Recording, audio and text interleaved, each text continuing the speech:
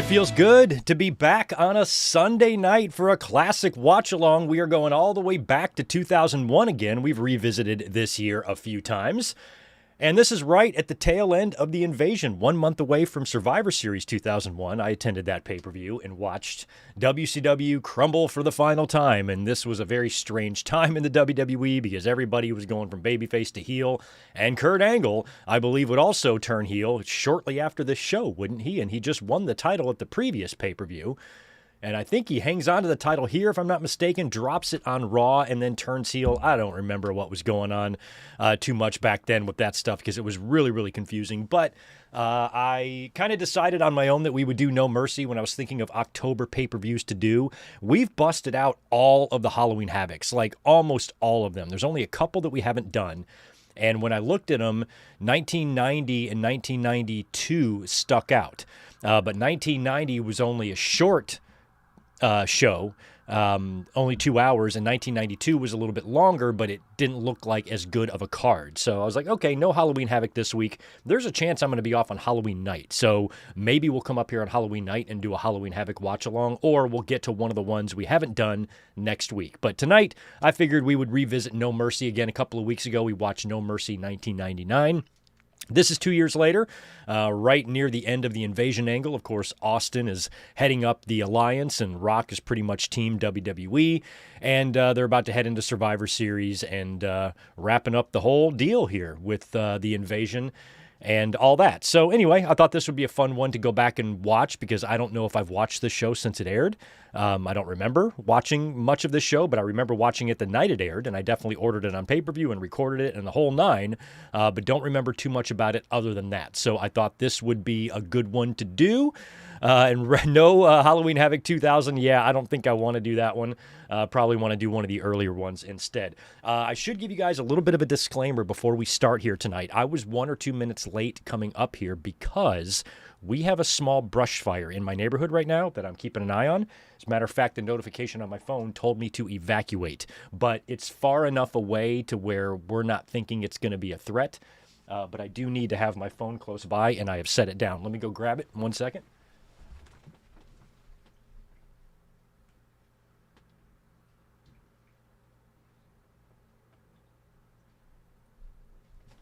All right. Of course, I can't find what I did with it, but I will figure it out. Anyway, we got a little fire going on down the road. So I'm going to keep an eye on that, but I don't think that it's going to be a threat. But we did have some warmer days here. This is fire season here in Southern California. A lot of times October, early November can be very warm and very windy.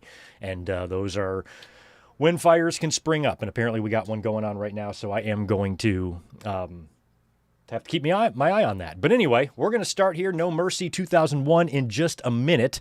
So I'm going to do some hellos here in the chat, and then we will get going here. You guys know what to do. Head on over to Peacock, find No Mercy. You're going to look for No Mercy Season 3, Episode 1.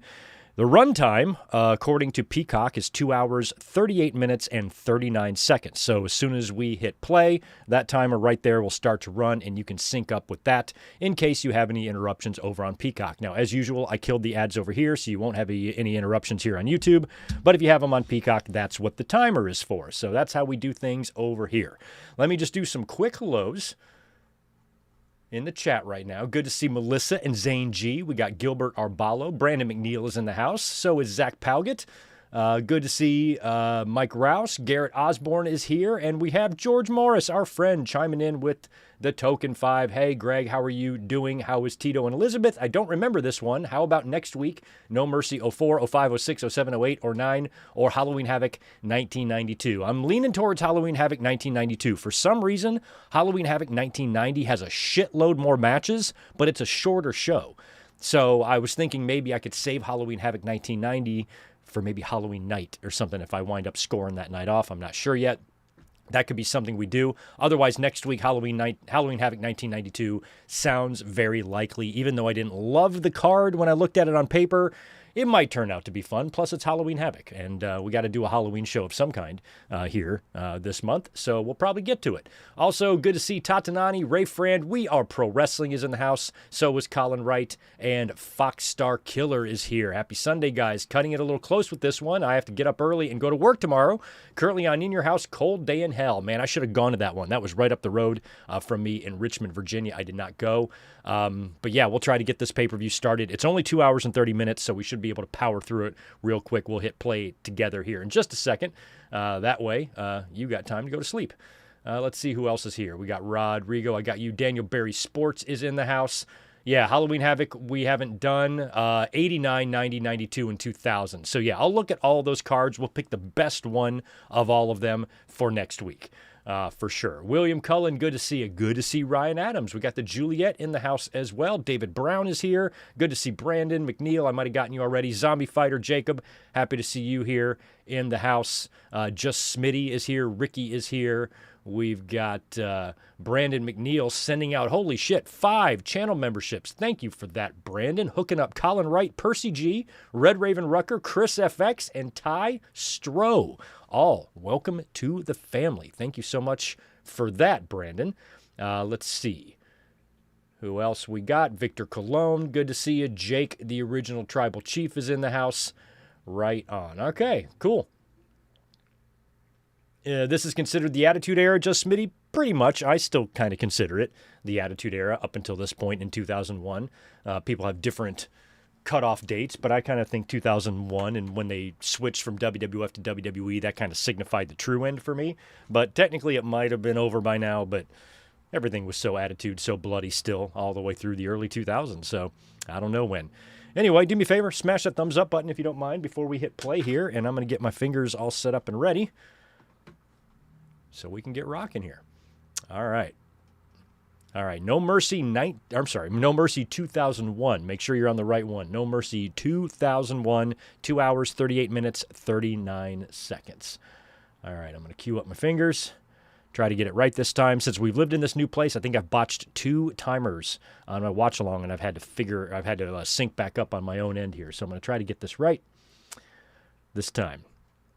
All right, I am ready to rock. If you guys are, we're going to go 3, 2, 1, play, all right? That's how we do it. Here we go. 3, 2, 1, play. All right, I think I actually did it. While we are watching the intro, I got to go locate my phone. I'll be right back. Somehow lost it unless I set it down.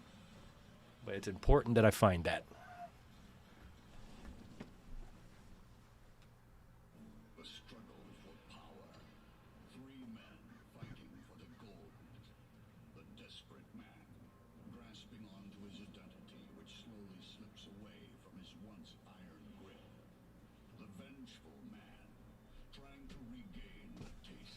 There it is. We got it. We got it.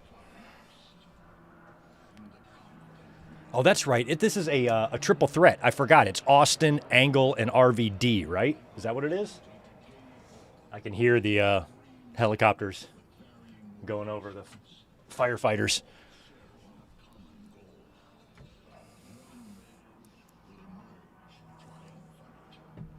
Triumphant. Terry Allen Jr., thanks for the 250. Yeah, I'm sure Zane did do a review on this one. I don't think I saw that one of his.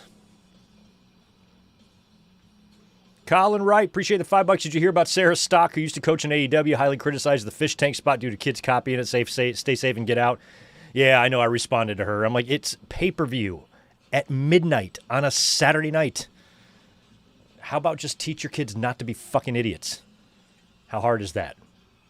I was a kid once. I watched Randy Savage get his arm bitten by a cobra. I didn't run in the woods and grab a cobra and poison a snake and attack my friends with it. Like, just don't be stupid. How hard is that? It'd be one thing if it was Saturday morning at lunchtime or something, but this is Saturday night on pay-per-view.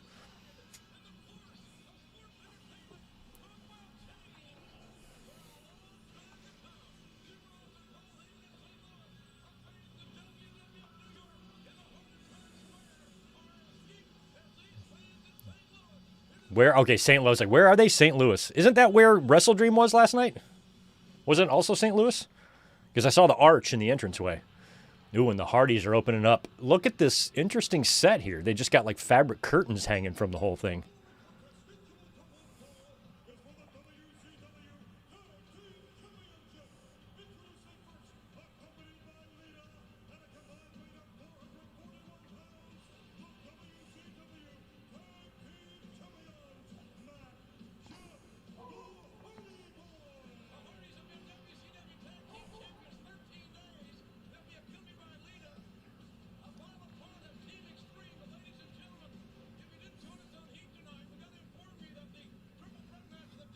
Crazy.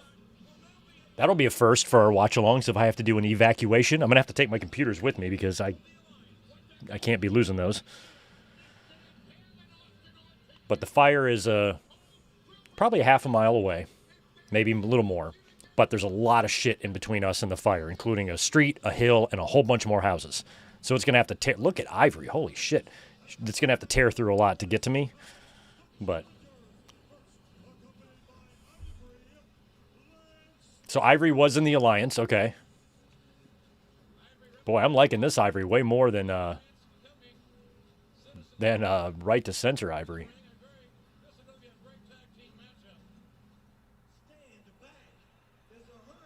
Does Ivory have a hole in the back of her pants? That's probably a intentional hole. Molly and Hurricane, I love it.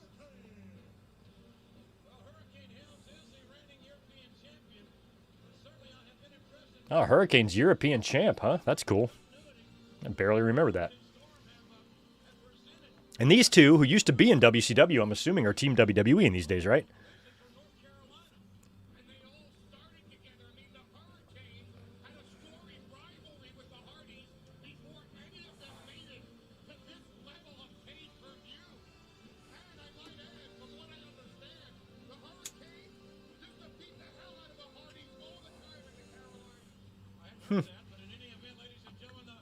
Yep, the Hurricane and Shannon Moore and the Hardys.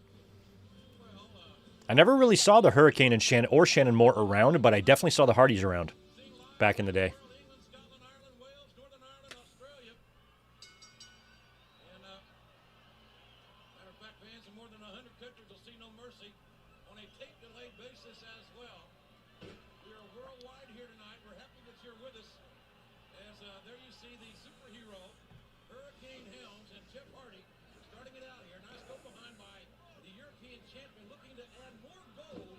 Jeez.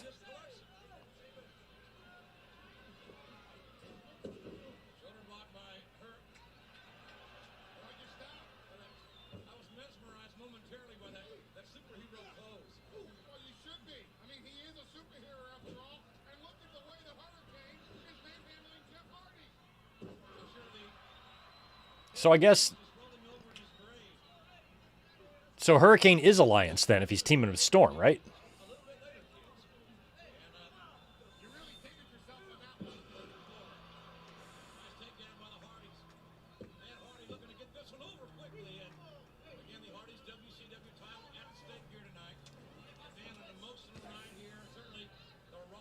Oh, you got to love Jeff and his classic fishnets. Yeah, Foxstar, appreciate the $5. That's a fitting end to the Attitude Era there when the original brand split started in April 2002. Right after that, though, like literally weeks after that, was when they got the F out and they became WWE. And that was a whole different type of change for me. I was like, oh, man, we are entering a weird world here.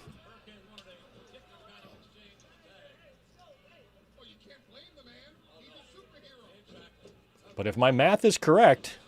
I think they've been WWE longer than WWF now.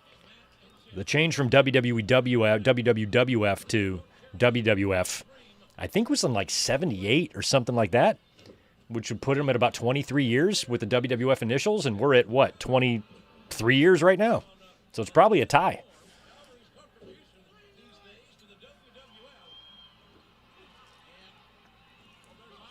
Ivory, I have got to give you credit. I got to give Ivory a lot of credit tonight. Because I'm a looking and I'm a liking.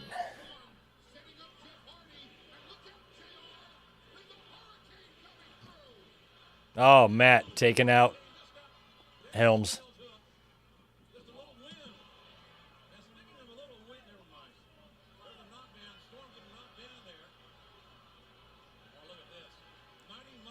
Mighty Molly helped out there.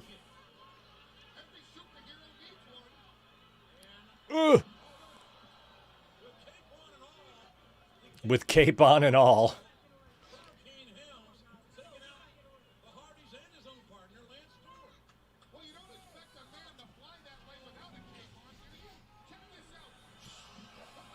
Yeah, I was kind of assuming that Hurricane just stayed WWF, but yeah, I guess he was Team Alliance then, wasn't he? Huh.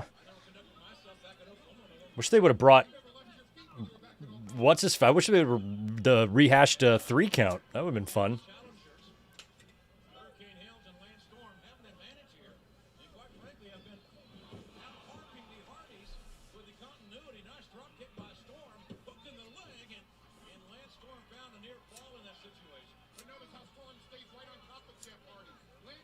Yeah, 17. People do say WrestleMania 17 sometimes. I mean, Austin turning heel and shaking hands with McMahon. That was pretty wild.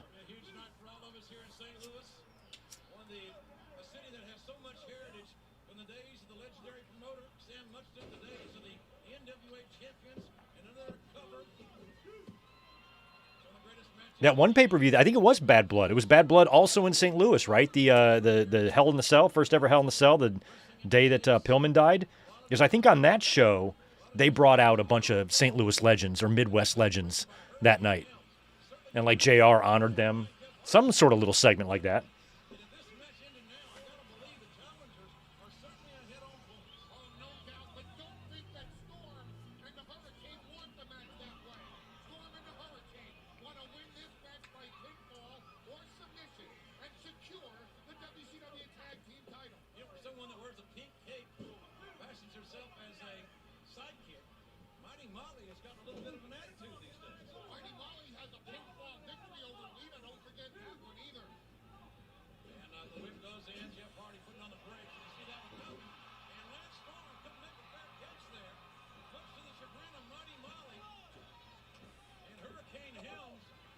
Just making sure all my emergency alerts are on.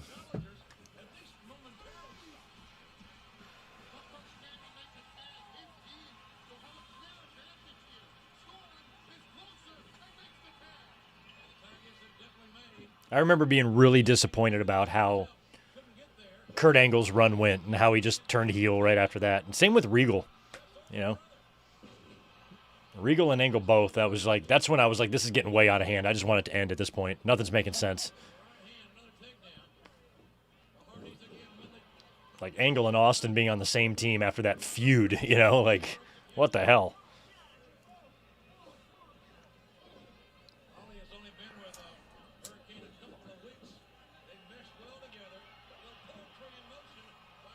Nailed it.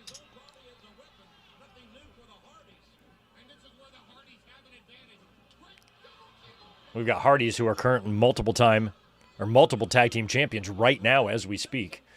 This is a 24-year-old show. Hurricane works backstage in WWE. Lance Storm did for a little while. Lita's still around. I think everybody in this ring, including the referee, is still like loosely affiliated. Well, not Brian Hebner, but all the competitors still have maybe slightly loose affiliations with WWE. Ivory would easily do an interview for one of their things, you know.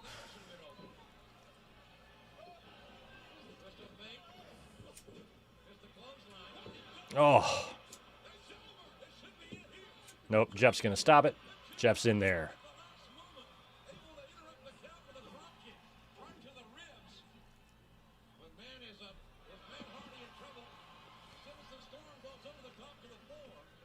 Just Smitty. Gregory Helms is backstage in WWE. You see him on Raw sometimes. Oh, my God. Lita just took out Molly. There we go. And here comes Ivory. Oh, my God, Ivory.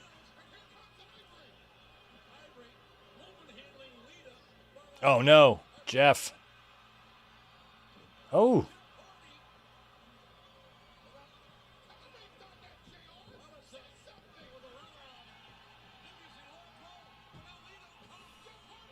Oh, my God. Lita in that Hurricane Rana. Boy, all the women are involved. That's actually a good way to do this match. You had 3 women out there, and all of them are like solid workers, too.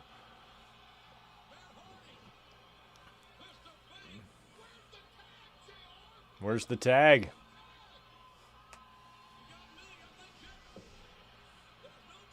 And by the way, why is Brian Hebner an Alliance referee anyway? Well, referees defecting?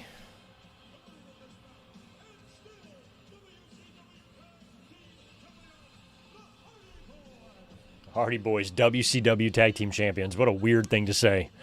But they were.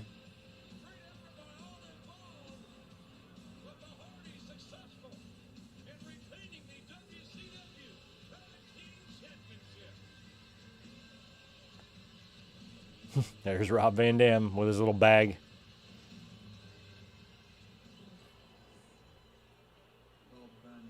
Now, Regal hasn't turned yet, right? I assume the first thing you're going to do is go and find Stone Cold Steve Austin and apologize for frog splashing him last Thursday night on SmackDown. No. Let me just hope that last Thursday you had a temporary lapse in sanity. Oh, maybe he did already turn. So did his shit. So has Austin already won the belt back? No. Maybe. Who's the fucking champ going into this match? Austin is. Okay, so he's already won this back. Regal's already turned heel. Okay. I thought it happened after this. So how long was Angle the champ for? 3 fucking weeks? So stupid.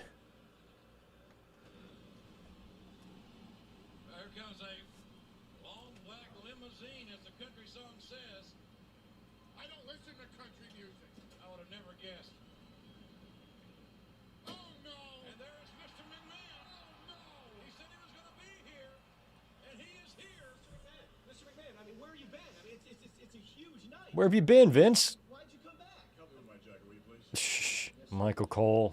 These tips, man. It's very nice.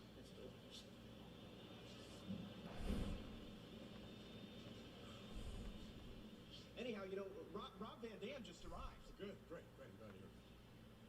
Let me just say that you have a lot of questions. A lot. Your questions will be answered before the night is over, one way or another.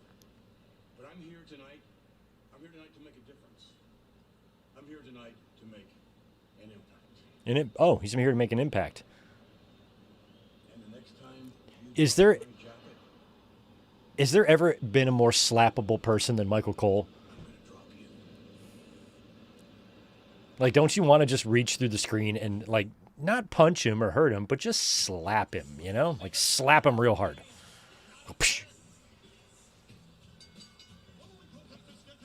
Big Test. He's in the Alliance, right? Test.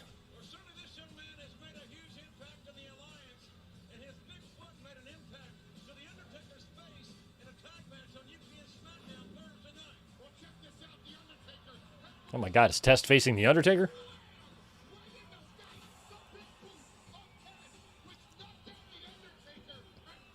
Booker gets a win over Undertaker on SmackDown.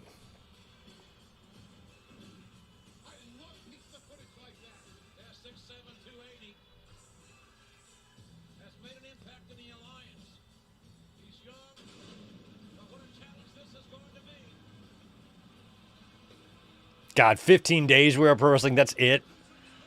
I remember being frustrated about that. I already didn't like the Alliance angle at all to begin with. It was a fucking joke. But I was really getting annoyed by this point. I'm like, I liked Angle as a babyface champion. I wanted to see what they would do with that, but nope.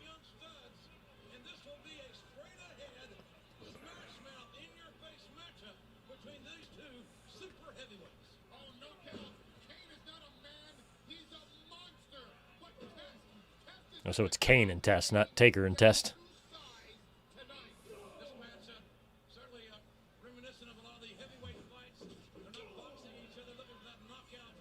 I mean, this is like prime Kane, too. I really like 2001 Kane. Kane's boots coming undone there. What are those things, like snap-on or something? What's going on with your boot there, Kane? Fix your boot.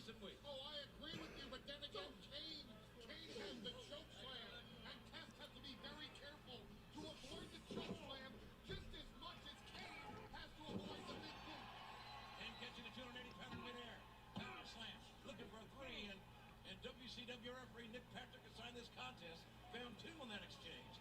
Kane certainly the bigger, perhaps stronger of the two, at about 325. Oh. Shot, nice kick by Test, and Kane didn't go off his feet. He certainly felt it. That didn't look good. Did the Big Red Machine, the 280 pounder. God, the WCW ref shirts are so lame, aren't they?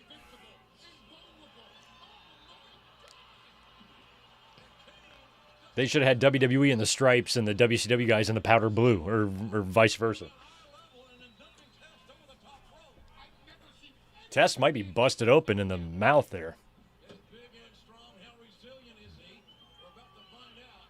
As another right hand by Kane, and I don't care who you are, too many right hands by the Big Red Machine are going to bring you to your milk.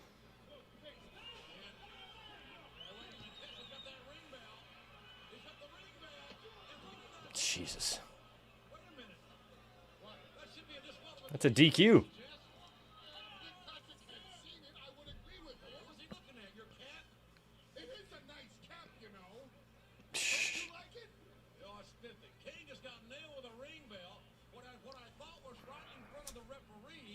Yeah, Nick Patrick, he just had a bad angle there. He didn't see it.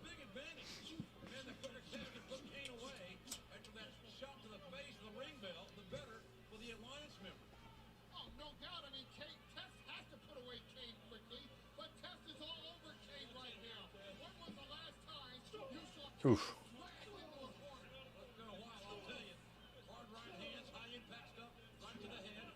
I can't think of any time that I've ever seen these two guys wrestle one-on-one before.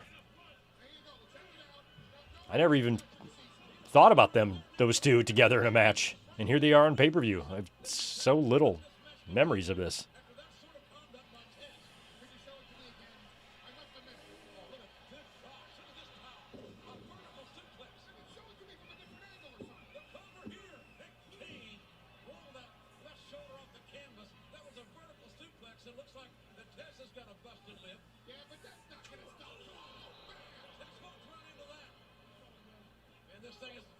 This is how it's going to be.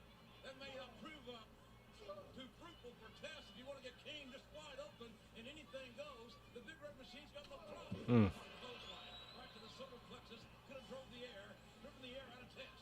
But nobody there for the elbow. And Test is on the move. I'm rooting for Test. The agility of Test. Test will have that advantage, I think. Test quicker, maybe better agility than the 325-pounder. The elbow. Another hook of the leg. Nick Patrick's got a little bit better of a count here in WWE, but just his counting style I always despised more than any other referee alive. The absolute worst. Well, it's good to see that Mr. McMahon hasn't changed. I don't call him Mr. He's here. Well, he's getting to have it. He's here to make an impact. Why don't you help him on this? That was Papa Cole's responsibility at that point in time. You said you wouldn't help him win this jacket? No, I would not. I warned Rob Van Dam about Vince McMahon for years. What was this? Damn, muscled him up for that sidewalk. McMahon is in Rob Van Dam's ear. And the title tonight is in grave jeopardy. Danny McBride doppelganger. Yeah, Nick Patrick, yeah, a little bit. Have you ever heard the voices of Danny McBride and Patrick Mahomes side by side? Holy shit. Oh, he missed the elbow. Patrick Mahomes is Danny McBride. It's uncanny. It's crazy. Close your eyes and listen to Mahomes talk and then picture Danny McBride's face and it'll blow your mind.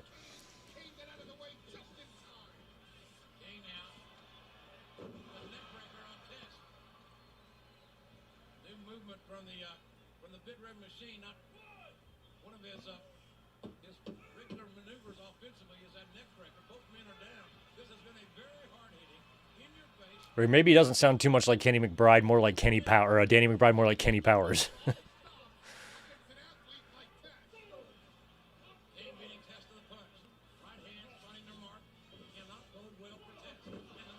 It's amazing how big Test is, but Kane has got to outweigh him by like 20, 30 pounds.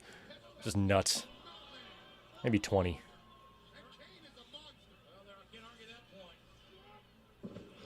I'd say Kane outweighs him by 22.5 pounds.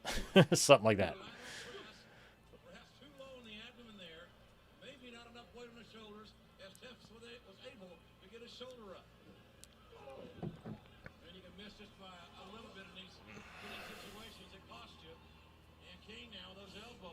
The most I've ever weighed is about 180. It's been my heaviest.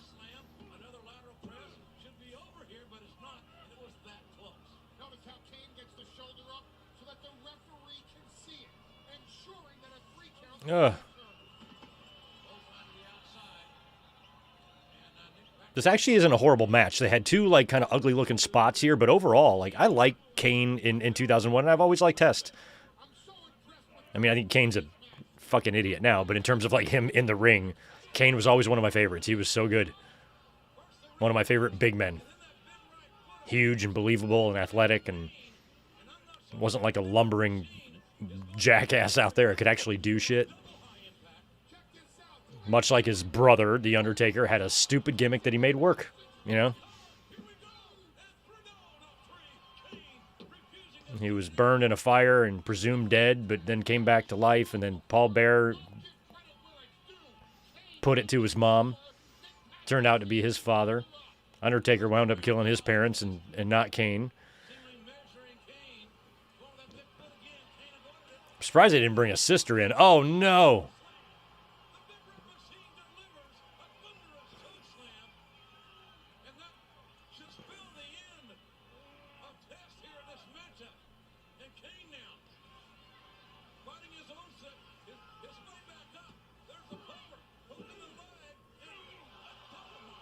I didn't catch the spot where Test got busted.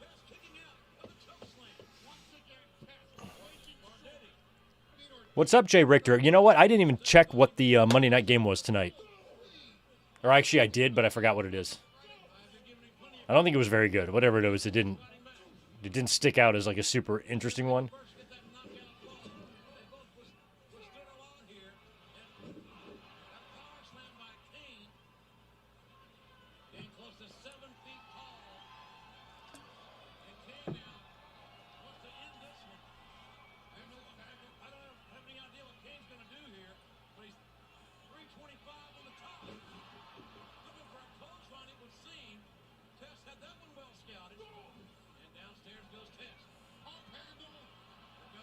Wow, is Test going to win with his finish? Wow, he got Kane up for that? Holy shit. Kane kicks out. I mean, Test needs to be given credit for getting Kane up in that finish.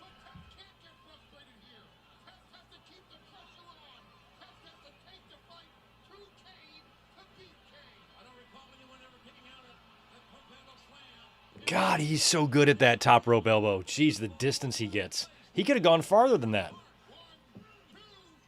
He should have made that his finish. Like, I prefer the top rope elbow over the pump handle because he was so good at the top rope elbow. He could fly all the way across the ring. And he got height on it. You know how Kyrie has the insane elbow? Test should have had his Test elbow or whatever he's going to call it.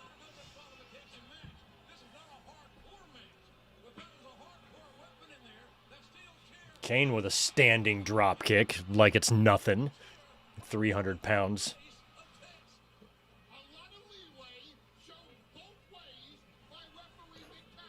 Yeah, he had the big boot too, but the top rope elbow was better.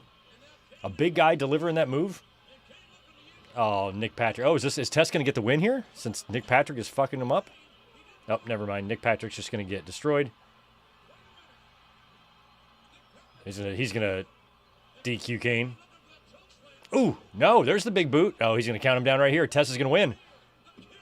And he won with the big boot. I am happy for Test. I'm also happy for Tom W., who, according to a sign in the crowd, is gay. I'm happy for Tom. I'm glad that he told his friend, hey, take a sign to the show and tell everyone that I'm gay because I want to come out to the world on wrestling pay-per-view. We have your back. We don't judge here on this channel.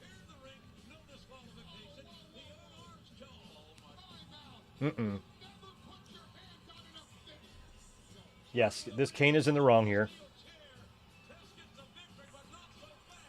But I really don't care that he's in the wrong because any chance that Nick Patrick has to get his ass kicked, I'm going to be in favor of. There you go. That's what you get. You weird counting asshole. Oh, go back. Let's do it again. Why not? You want to tombstone him? Let's just pretend he's Pete Rose. Just pretend he's Pete Rose. Unless Nick Patrick has a comeback here. Low blows Kane and then hits him with a stunner. Nope, he's going to get choke slammed again. Have you no compassion? I was hoping for a tombstone. Oh, he's going to go back. Oh, this is wonderful. I could watch this every morning before breakfast.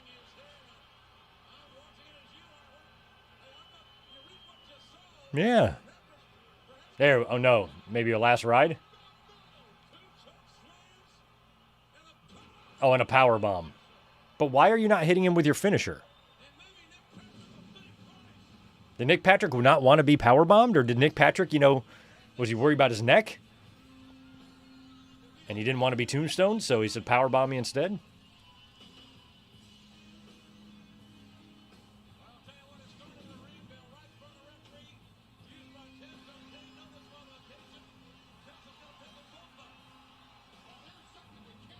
Oh, low blow. God, he hit that so good, too, that big boot. Yeah, the no tombstone thing was kind of weird. Why didn't he do a tombstone?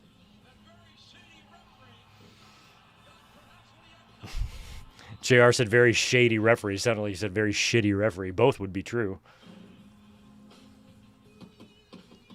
Coachman, what's the point of having the little bit of hair there that you have? What do you want, Coach? What do you want, Coach?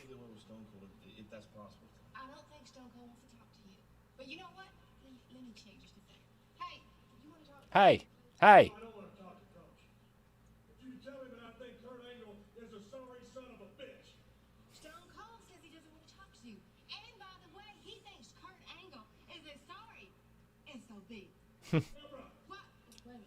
Why you got him out there? Tell him RVD is a big piece of trash. RVD's a big piece of trash. He also says that RVD is a big piece of trash. Anything else? While you're at it, tell him as far as Vince McMahon is concerned, he's a bigger piece of trash than RVD, and there ain't no way I'm gonna lose my WWF title tonight.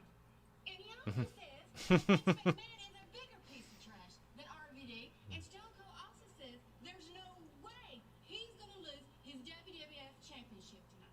Yeah. So get out of here, Coach. Tell him thank you and get his ass out of here. Thank you, and you can get your butt out of here. Bye. Oh, Stacy. Oh, we're going to have something. What is this?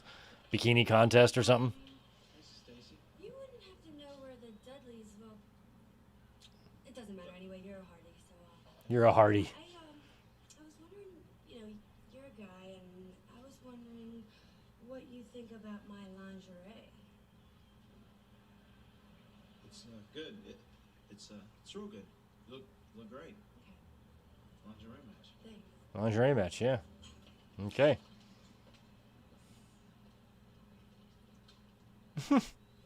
Matt. Is Lita going to be there? Hey, Looking at Stacy. I just That's wanna say hilarious. You did great tonight. So this is why Lita did what she did with Edge. She knew. She saw him looking at Stacy like that, and he's still looking.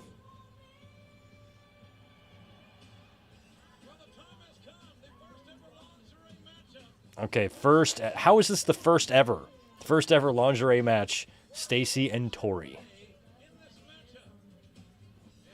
Probably the two hottest that have ever existed in WWE.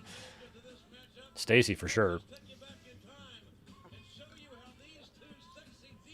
Oh, we're gonna get a recap on how this match came to be. Interesting.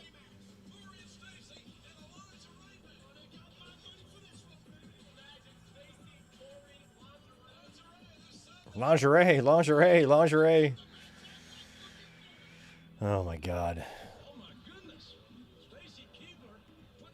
Damn Tajiri.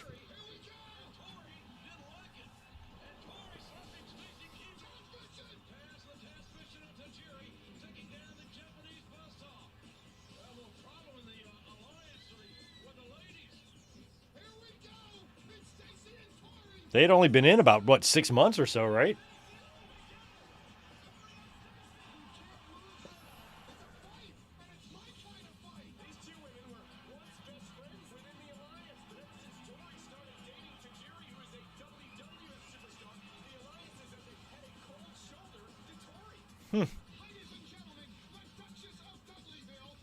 I liked Stacy with the Dudleys. I thought she fit them really well.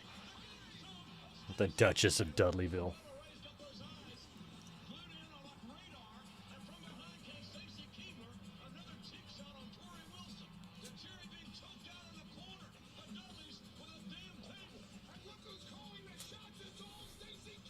Okay, so Tori is in WWE now. That's good.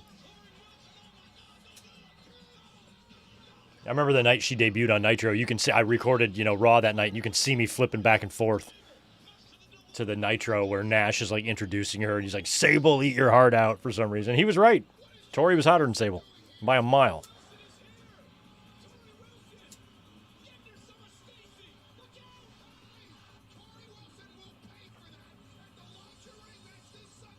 The lingerie match.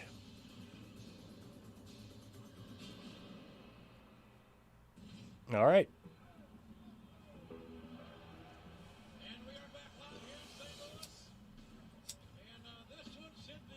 This is Stacy's music, I guess. What, she got a cigar? Are you pulling a Marlena?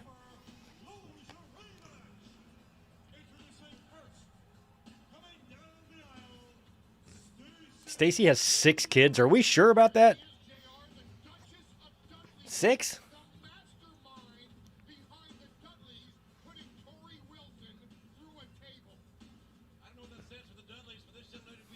Seems like a lot.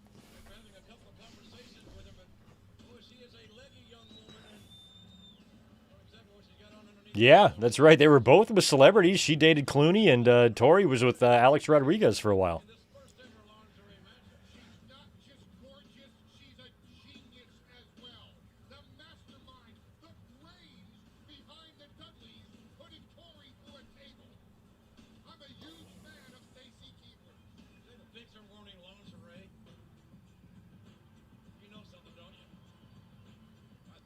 Here comes Tori.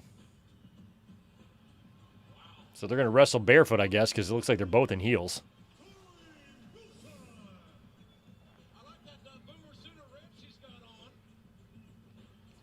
Yeah, Boomer Sooner Red. That's what she's got, JR.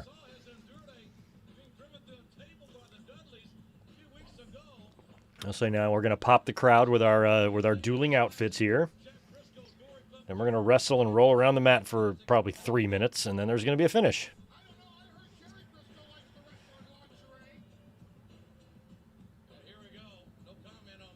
Yeah, well, Paul Heyman, you would be right about that. Pretty sure we watched that one on pay-per-view. Oh, there you go, Tori. All right, the music is still playing, and the match is underway here.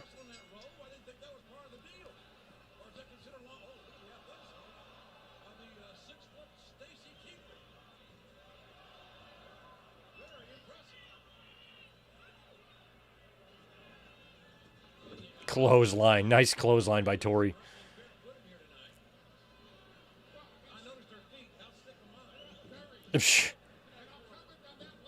JR, I noticed her feet. How sick am I? I don't kink shame people at all. I don't do that, but I don't understand the foot fetish. Like, I don't get it. I don't understand why people are obsessed with them or why. Oh, wow. It's just one I don't get. But if that's your thing, do your thing. No problem. But I think it's weird. Oh, Stacy's got a little whip thing out. Okay. There's no babyface and heel in this match. This is just all awesome. Jack Doan's probably the biggest heel.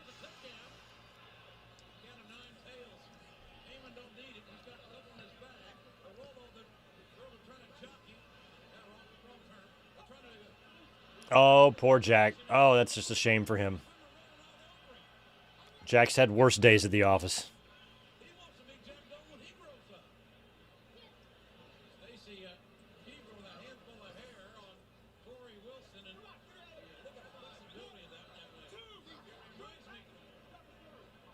I like Stacy doing the Kevin Nash thing with the boot, with the throat, boot in the throat in the corner.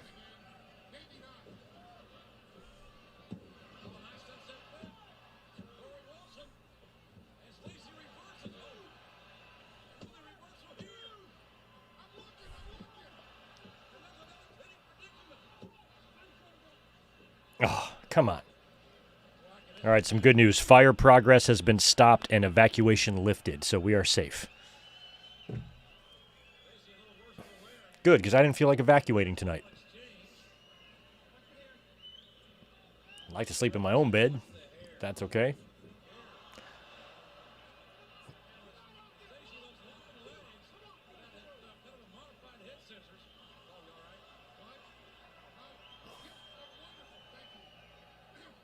I mean, the fans do not care. They are cheering for both here. I don't think there's any Alliance or WWE teams here. I think the fans are just like, we just like it. God.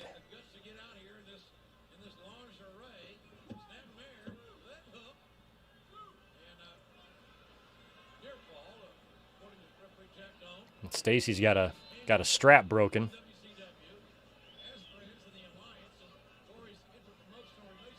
Look at Tori. What is she trying to do? Hand springboard?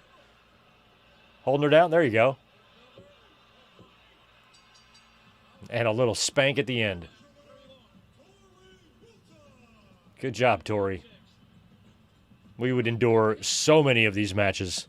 I watched a few of them. I was live in the arena for a few of these type of deals.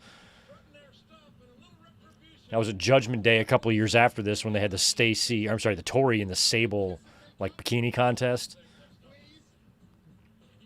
And I was definitely at a lingerie match or two in my life.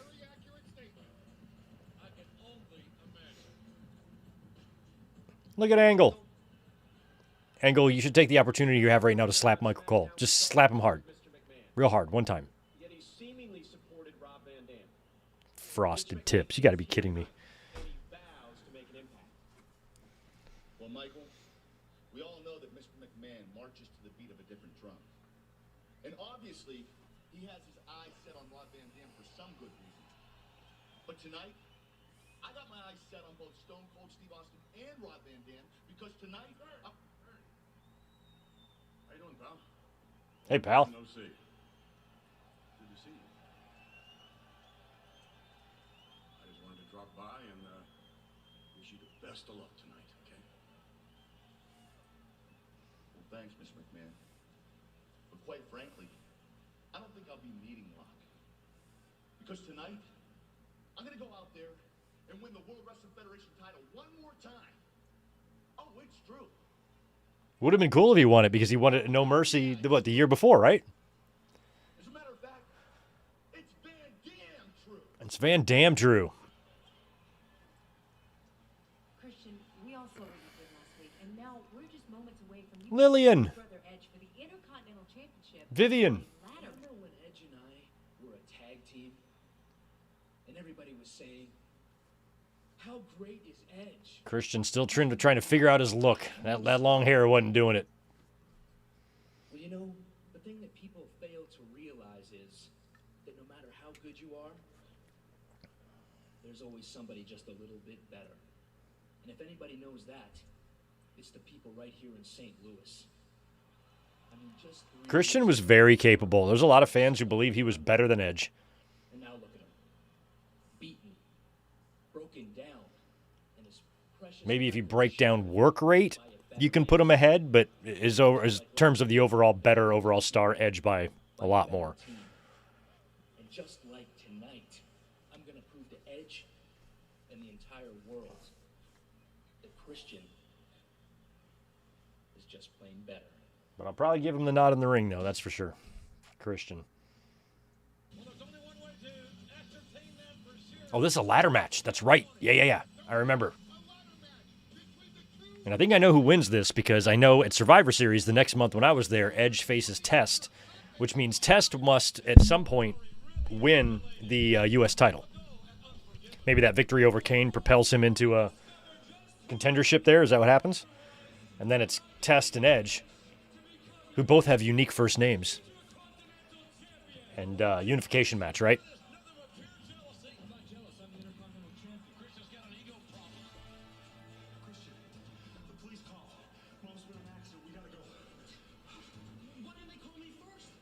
Why didn't they call me first?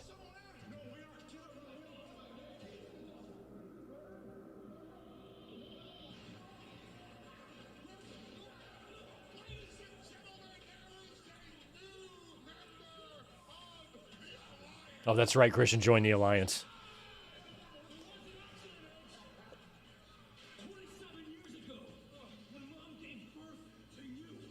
Oh, the Jude Meister. The Jude Meister is not your mom, Christian. Don't even be frontin'. I no longer have to feel guilty when I beat the hell out of my brother. I no longer have a brother. Christian is going to have a little accident of his own. Two men that are the masters of the ladder match, Edge and Christian, going against each other for the Intercontinental title. Brother versus brother in a ladder match for the Intercontinental title. The Intercontinental title dangling over the ring. The only way to... Yeah, that's right. Edge was using Rob Zombie here, right? So I'm hoping that we hear that in a minute. I remember thinking for sure that he would use that theme in AEW, but then he came out to his Metalingus or whatever.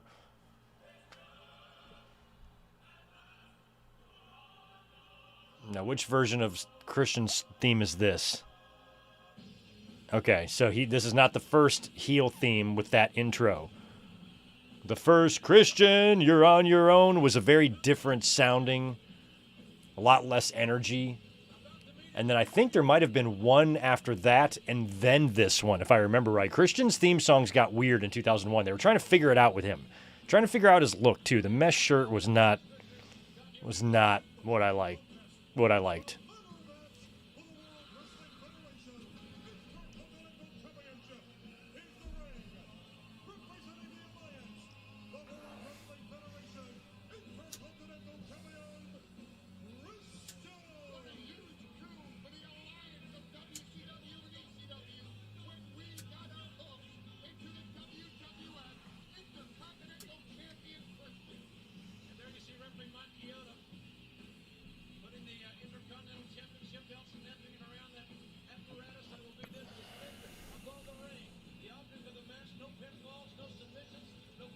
Yeah, I'm hoping we get Never Gonna Stop.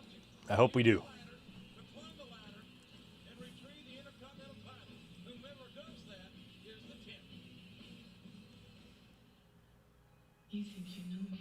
Yep. Yeah, we're getting Rob Zombie.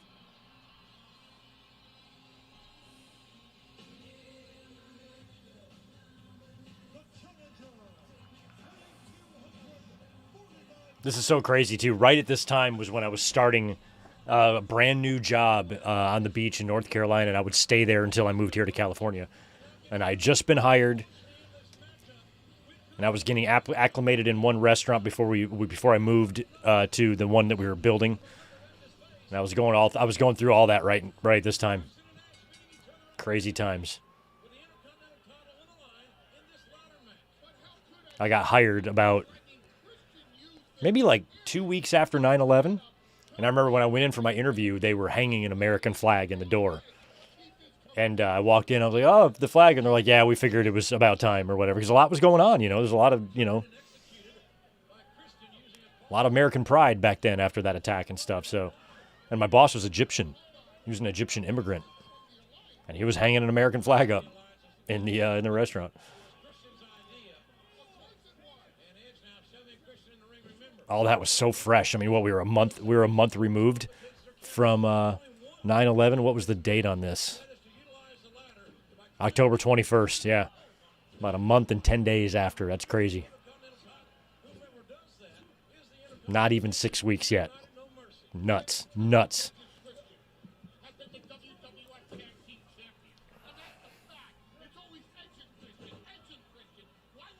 Was this the only ladder match that Edge and Christian had, or was there another one, a one-on-one ladder match between these guys?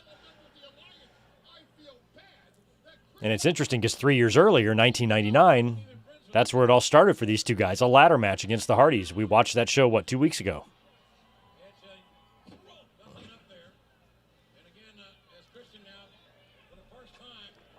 I got a great mesh shirt story. You guys want to hear it? So I had a coworker, and this is probably like 12 years ago, and he went to Coachella, took time off, went to Coachella, and posted on his Facebook or something where somebody at work, another guy was like, look what Brett posted on Facebook, or it might have been Instagram, whatever.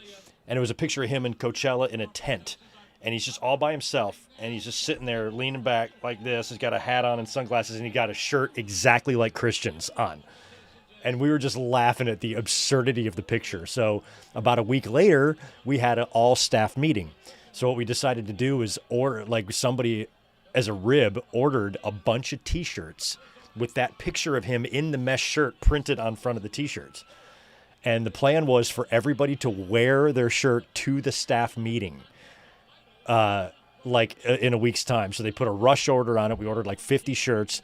All the staff, including myself, put the shirt on and wore it to the meeting at 9 o'clock in the morning. And when we got there, it did not go well. He was not amused at all. He did not take it well. He was pissed.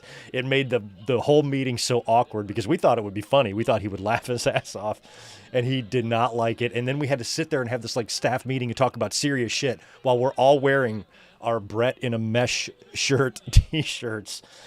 Oh, awkward. Shout out to Brett. He got over it real quick. By the end of the meeting, he was laughing, but boy, it was... We were all kind of looking at each other like, oops. But if somebody did that to me, I would think it's pretty funny. If I make a funny face on a stream here, you guys screenshot it, put it on a T-shirt, and you wear it to a show and meet me, I'm not going to be offended. I'm going to think that's awesome. You only rib the ones you love, you know? Deserves to be the Intercontinental Champion. And in my opinion, the answer is Christian. And that takes nothing away from Edge, who's a great competitor. He's just not as great as his brother Christian. Edge placing that ladder where you see on the steps on the security wall. And Edge got his eyes raked by his own brother. And Edge elevated and dropped right on that ladder. You notice the ladder didn't move. So Edge wound up, I'm trying to think, when did Edge win the IC? Because Edge won the IC and then Christian won it from him. So Edge won what, King of the Ring? Did he win King of the Ring as Intercontinental Champion? Trying to remember who the hell was Intercontinental Champion in 2001.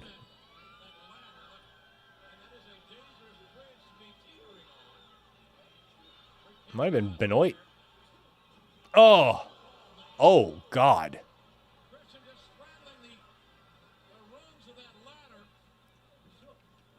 Yeah, but I feel like Edge won King of the Ring, then he won the Intercontinental title, right? Did he maybe win the Intercontinental title at SummerSlam?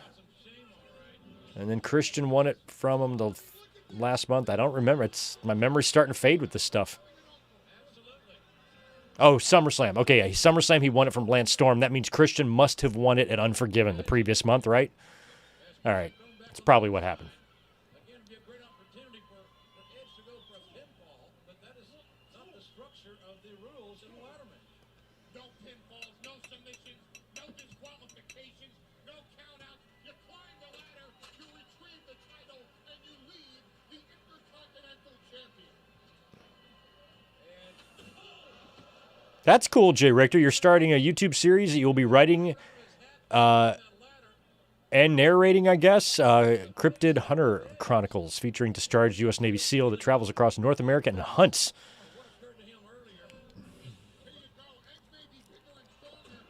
Has anybody ever seen the movie Captain Fantastic? We watched that a couple weeks ago. It's tremendous.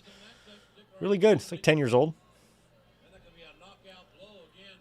You want to incapacitate your opponent to the extent that you're able to climb the ladder, preferably unmolested, and get the Intercontinental title. No doubt, no doubt. And now Christian has a chance. Christian needs to get that ladder propped up and go and retrieve the Intercontinental title, which I might add belongs to Christian. I can't tell. Heyman's got a whack-ass hat. What kind of hat is that he's got on out there? Is that like a Stone Cold hat? It's probably a Stone Cold hat. As close as he can, directly underneath the Intercontinental title belt. Christian climbs the ladder, gets the title belt, it's over, and he will retain the gold. Yeah, I feel like Edge, you got to win a ladder match, bro. So Brother Edge Go grab another cold one. Be right back. down in the process. But Christian landed on his feet again. More resourceful is Christian, and Christian nails Edge with a clothesline. That ladder, like a battering ram, right into the torso of the challenger for the Intercontinental title. Yeah, I think Christian, and maybe he hit it well, was jealous of his brother all along.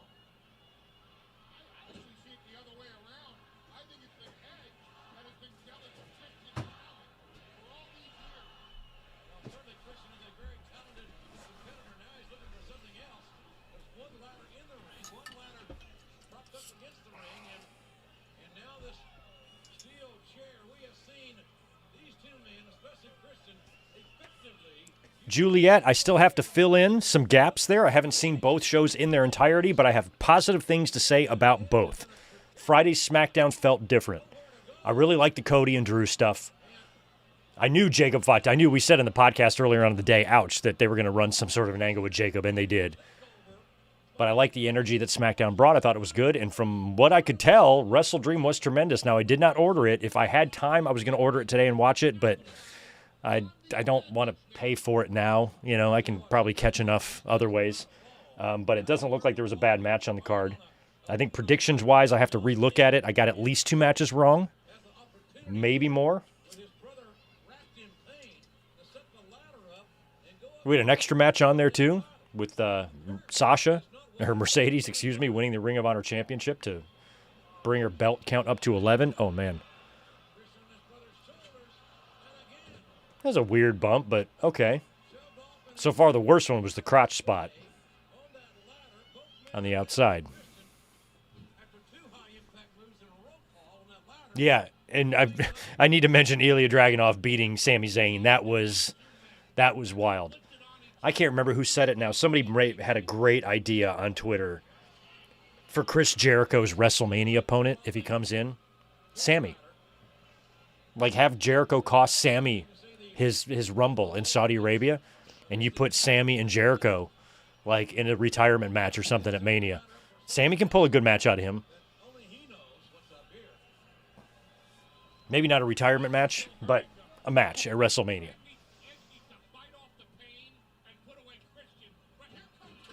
Oh.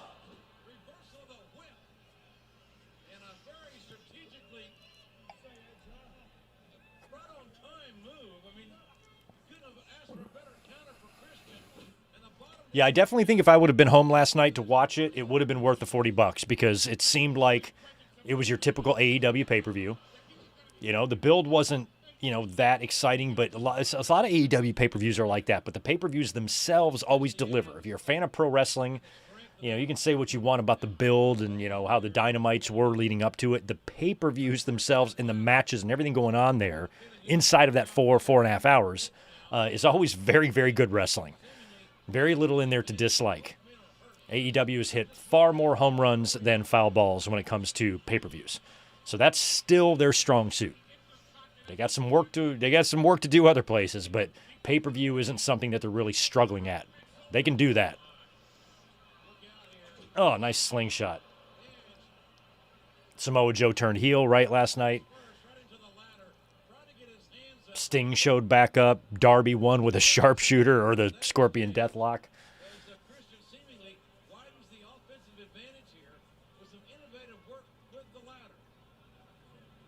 But I predicted, I said the same thing in the last 2 pay-per-views. I'm like, we got to have a title change, and that's why I predicted Briscoe to beat Kyle Fletcher. But he didn't, so everybody retained their titles, but then they do the extra match, and they have Mercedes picking up the Ring of Honor. So I'm like, they always figure out a way to stick a title change on there every show.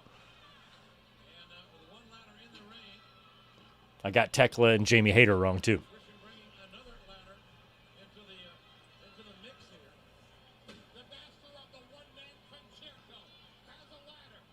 Yeah, Tekla, Hayter, Fletcher, and Briscoe. I got those 2 wrong. I may have gotten everything else right.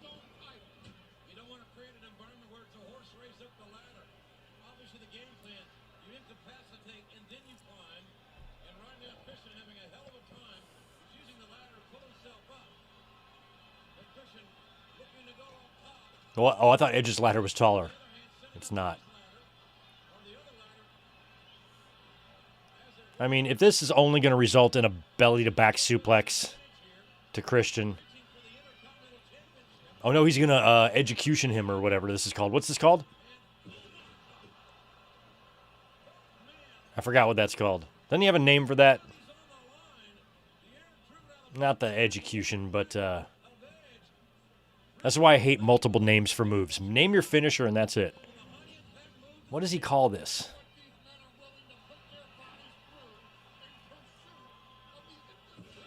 Oh, the weight. God damn, that's got to do so much damage to your tailbone and your spine. My God.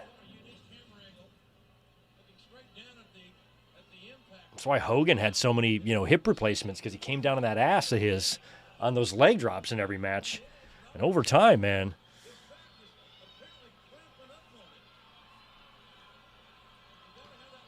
It is not called the Edge-O-Matic, is it? That sucks. Edge-O-Matic. I'm embarrassed. It's the best you can come up with? Okay, here's Christian's, what's this one called? This is, the reverse DDT. Does he have a name for it? The Edge of Christian? Or the Christian-O-Matic? None of that sounds good.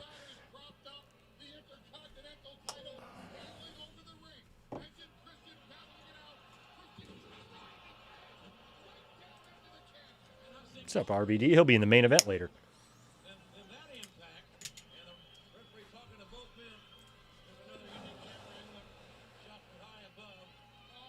I love the overhead camera. My favorite. First time they did that at WrestleMania 10 just blew my mind. And that wasn't even for the whole match. That was just like an overhead shot of like Shawn and Razor laying there. But then when the Christian and Edge and Hardy's match in '99, they utilized it a lot.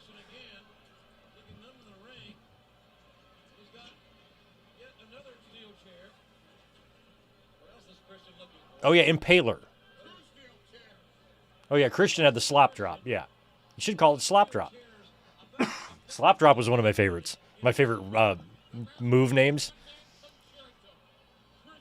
Slop drop.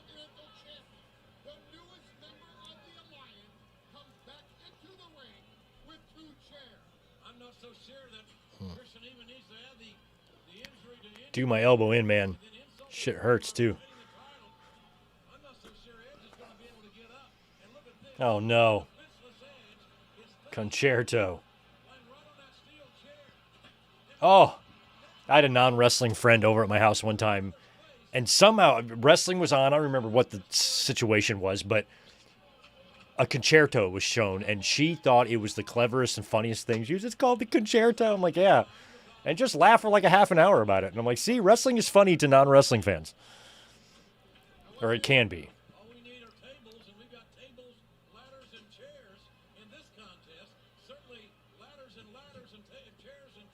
Ladders and ladders and chairs and chairs.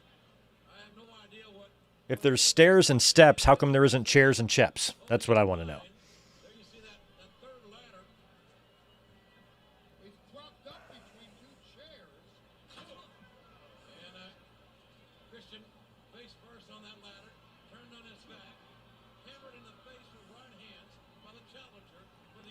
I don't feel like this ladder is going to break. I feel like this is going to be just a stiff spot that's going to hurt him. But Christian's already holding him. He's like, oh, fuck, oh, fuck, oh, fuck. This is going to suck. This is going to suck. This is going to suck. Please, my balls.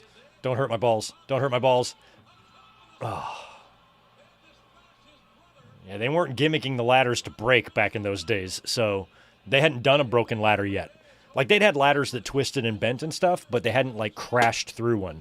First time I remember seeing that was at WrestleMania 23 involving Edge. When he went through those ladders, I remember my brain not understanding that they probably gimmicked the ladders, or they're probably wooden ladders spray painted. I'm thinking he went through a metal ladder, and I'm like, how is he not dead? Then it kind of occurred to me, I'm like, oh yeah, they cheated. But still, my head exploded the first time I saw that.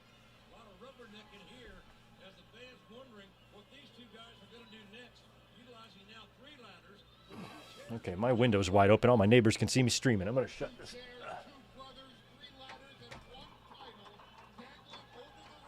we go. Hey, everybody.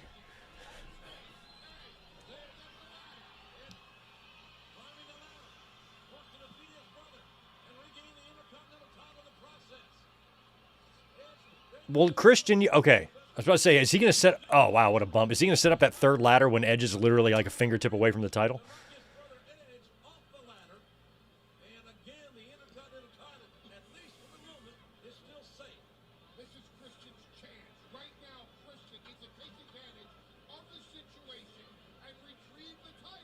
I mean,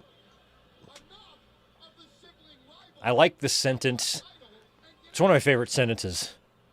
WWF Intercontinental Championship ladder match. Whenever that sentence has been uttered, the match has been pretty good.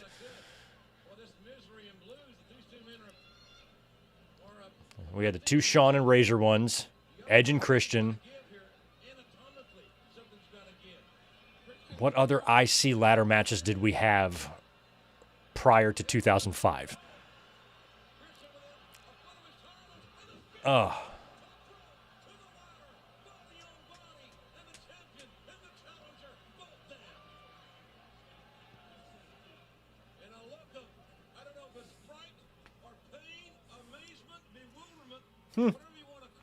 It's amazement and it's bewilderment, JR. So passively hanging there with so much going on underneath it. Look at Christian reaching for the title inches away. His brother out of nowhere with a spear off the top rope. Both men trying to fight their way into the knees. That's a major accomplishment at this part of the contest. Both men having a very difficult time even standing, much less thinking about climbing the ladder. Can you imagine what this is doing to Edge and Christian's parents, watching their two sons beat each other half to death this way? Very unfortunate. Yeah, I wonder what Edge and Christian's parents, who are a combined total of 4 people. I heard you say it. Both men now climbing up one ladder. They're both on the same ladder are the challenger and the champion. I have no clue what the finish is. I have a pretty good idea who wins.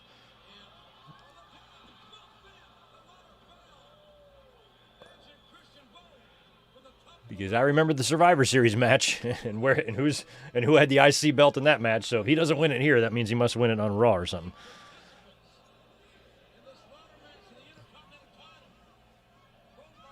Those bumps are underrated. You know, sometimes they don't look great, but when you fall just right off the ladder over the top rope, just onto the floor, you know, with no table or nothing, you know, you can still fuck yourself up pretty bad. Well, then who would be the Intercontinental Champion?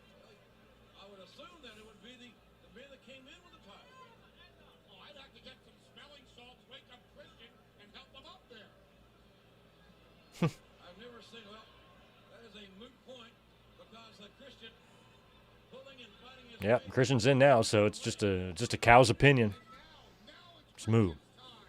Now's the opportunity that perhaps Christian has looked for in this match, and he fully is aware of it. You don't know what's going on in his mind, if he's even thinking clearly or straightly. Edge on the floor on the outside. This is the golden moment. I can smell the smoke from the fire. Crazy. No, he ain't. You're so far away. You're on rung number 1, bro. There you go. Christian is, you can tell now the effects of this match from head to toe on both these men. And Christian trying to climb up using his arms almost as much as his legs to climb this ladder. Christian fighting back the pain. He's a hurt puppy, and he's survived it. And back in the ring.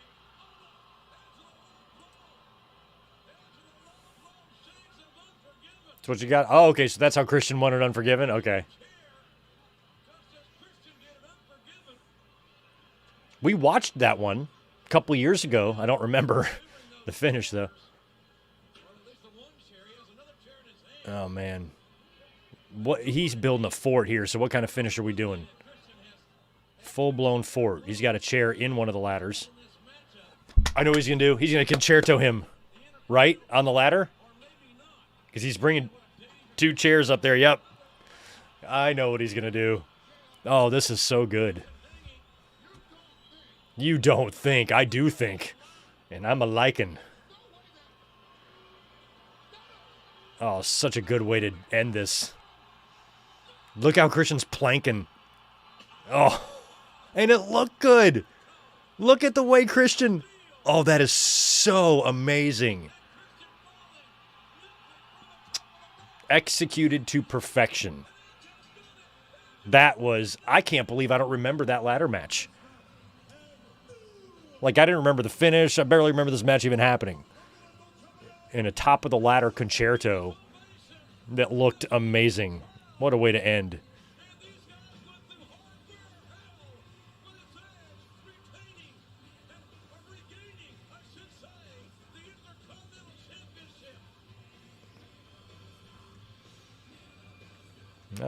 Sarah Stock and Amanda Huber, Brody King's widow, or not Brody King, Brody Lee, Brody Lee's widow, are going at it on social media.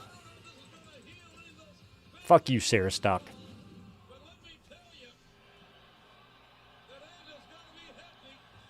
Look at this. Watch this. Oh, it looks so good. I mean, the camera helped, but just brained him. That was a great ladder match, I got to say. I'm ashamed of myself for not recognizing that.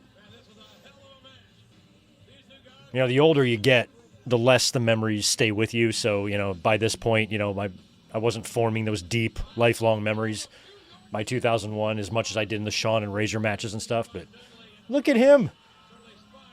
He's got his beer and a shot. He's doing tequila shots with a lime. Come on, Spike.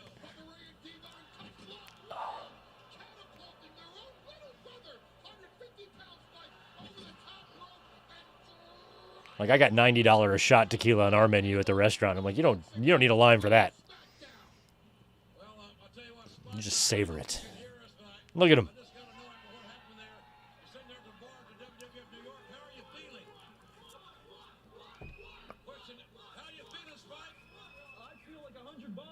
I feel like $100.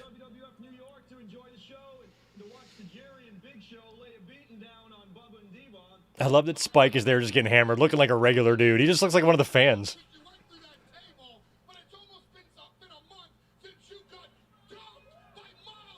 Oh, dear. Hi, Spike. Boy, I'm glad that they gave Spike this gig for tonight with the type of bumps he takes. Like, Spike, why don't you take a night off, go to WWF New York, get drunk on us, hook up with a hot chick. Enjoy yourself. You've earned it.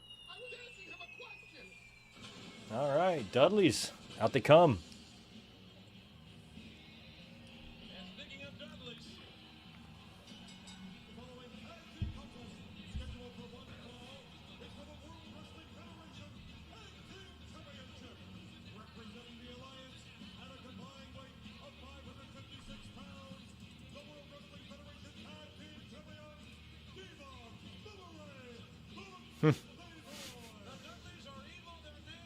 They're evil, they're nasty.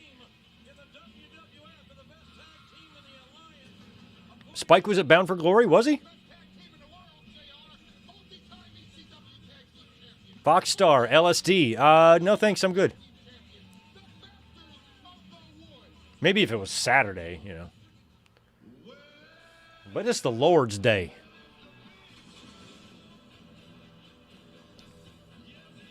Big Show and Tajiri, random-ass tag team. This is probably my least favorite Big Show attire. He can never figure it out. He's got the Bundy gear on here. This is sometimes you wore Andre gear, sometimes you wore Bundy gear, sometimes you wore a combination of both.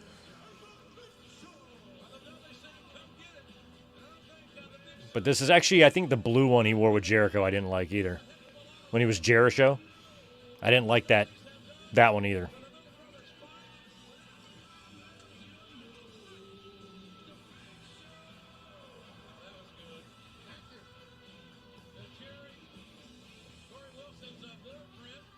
Big Show, one of my least favorite pro wrestling names of all time. It's right up there with Braun Breaker and Dolph Ziggler, and you know, where it's just like, what? And you're going to make a song with lyrics about a Big Show? First name Big, last name Show. That's right. Whatever. I'm like, I get you couldn't call him the Giant. You know, Paul White is boring. But Big Show? I mean, you got used to it. Doesn't feel weird now to say it, but like at the time, you were like, I remember like Big Show. They couldn't figure it out. First, he was like Big Nasty. I think they had, and I liked that. I thought they were gonna call him Big Nasty, and I liked that name. We had a secret nickname. One of my friends dated somebody that me and my other friend, we didn't really approve of him. He was cool enough, but like it wasn't good for her. They weren't a good fit. And we called him like secretly Big Nasty, which is funny.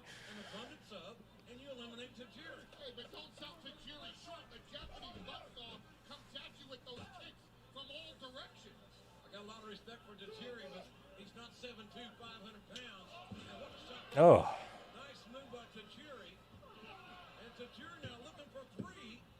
They got a near fall. Tajiri front face locking Devon Dudley. And I don't think you have to get approval in this crowd to make the tag. Let's go do it. The Big Show. I'm pretty sure this is the same building as Bad Blood, right? The first Bad Blood, 97, that was in St. Louis, right? Owen's death was in Kansas City. Brian Pillman's death was in St. Louis. But Pillman died in Minnesota, but we learned of his death when they were in St. Louis.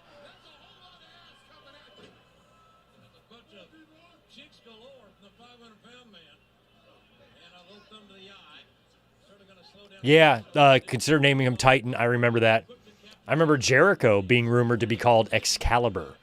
And I remember hearing that and be like, they better not. They better not.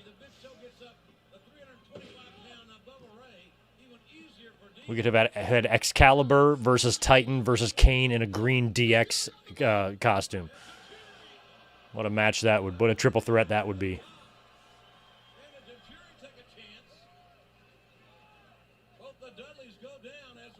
Yeah, I'm pretty sure this is like Kiel Center or Kiel Auditorium, and then Owen died in Kemper Arena in Kansas City.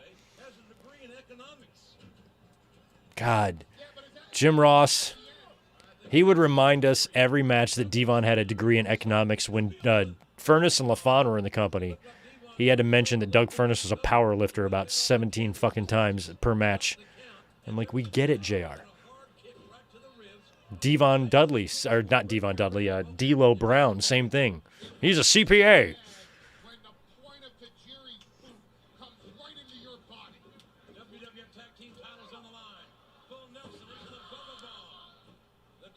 Yeah, it's called the Savas Center now. Yeah, Kiel Center.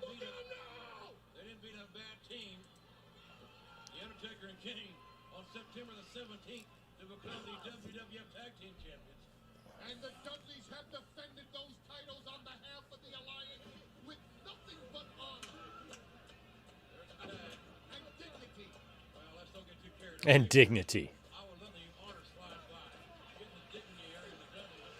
So I'm pretty sure, the Dudleys and the Hardys, just had their big tables match at Bound for Glory. It's going to be the Dudleys and Hardys to unify the tags at Survivor Series. That's another match that I think we kind of forget about in their history. With all those TLC matches and that great tables match they had at the Royal Rumble in 2000, and then in 2001 they had that cage match where I believe the Dudleys walked away with all the gold.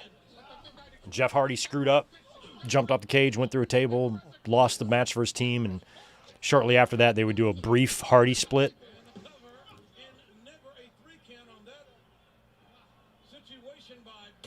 Oh.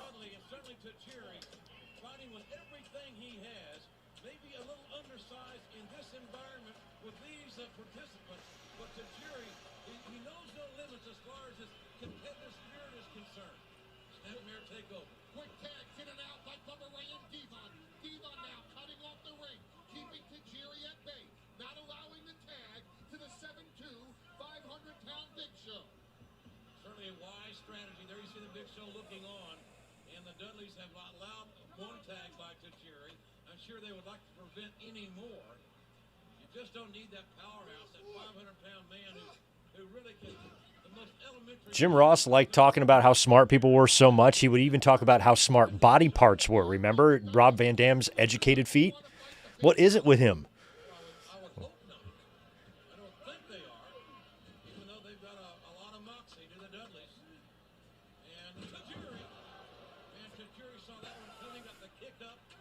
Devon's got a degree. D'Lo Brown's a CPA. Rob Van Dam's got educated feet. Doug Furnace is a power lifter.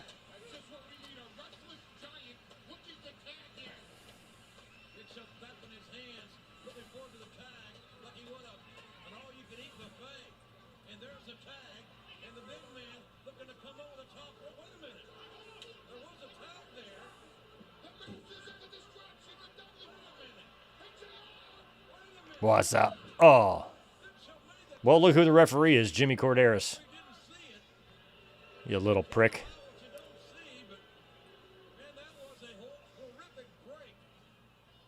Challengers for the Dudleys WWF Tag Team title. And even without the guidance of the brilliant Stacy Keibler, look at this. Nice. Tajiri somehow got into position to deliver the DDT. And maybe there is life after the double team for Tajiri and the Big Show. And does the Big Show want to tag in or what? Well, in terms of ruling out us wrestling fans ever seeing Vince McMahon again in a WWE environment, no, you can't rule that out. But in terms of him coming back and like taking back over, no, he's done. He doesn't own the company anymore. He's out. He can't get back in. But if WWE ever decides that once the lawsuit shit is done, that they can put him in the Hall of Fame or something or parade him out there, I wouldn't be surprised if that happened.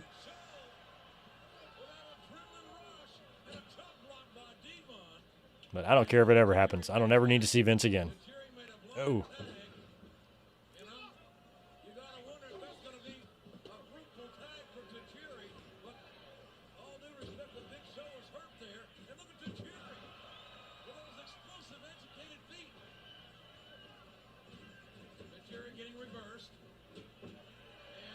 Oh, wow.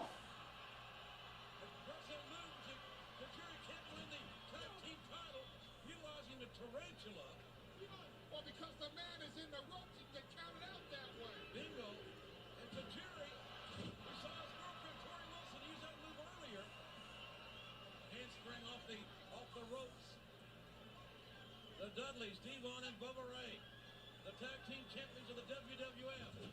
Oh, yes. I'm so glad the referee got misted.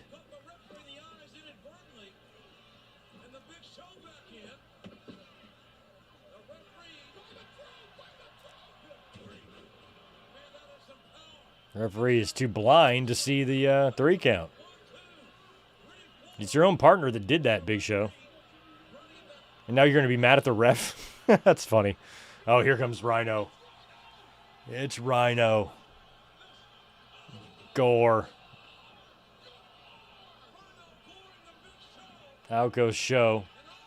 They got to get Tajiri back in there and pin him. Vince doesn't have enough money to buy it back.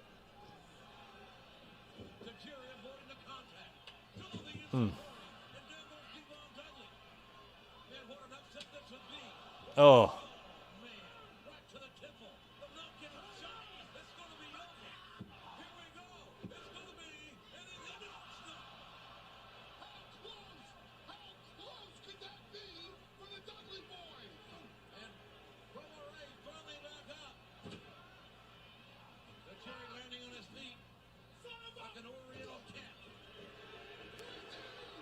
Oh, Von hits it, and it's over. And they retain. That's a crazy hat he's wearing.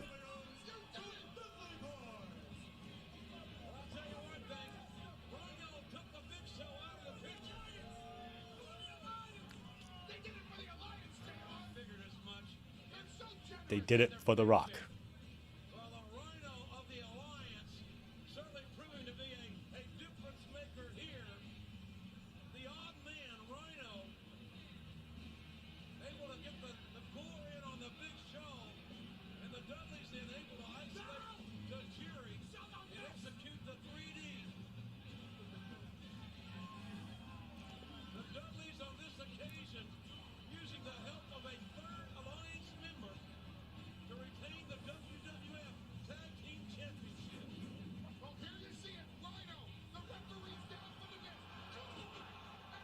Weird looking Gore.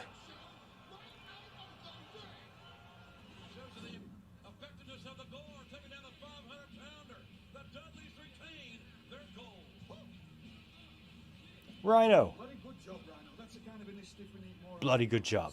You know why I did that? Why? Because I'm tired of people looking and treating the Alliance like it's some kind of joke.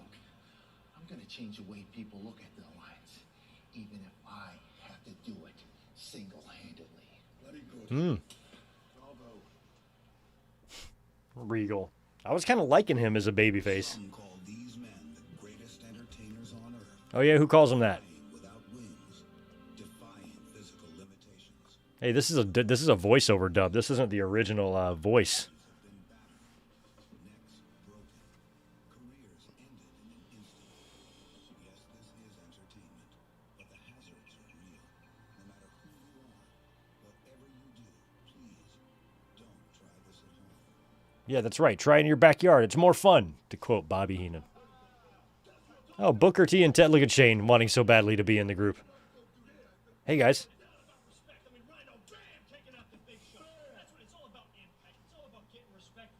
I like that Test and Shane are friends now. Oh yeah. Now all you have to do is take out the Taker. Then the entire alliance will have RESPECT for Booker T. For you, baby. For you, man, because Undertaker has never been. Shane McMahon, fucking Fred Savage. 1, 2, 3, 4, 5 times WCWG. 5 times.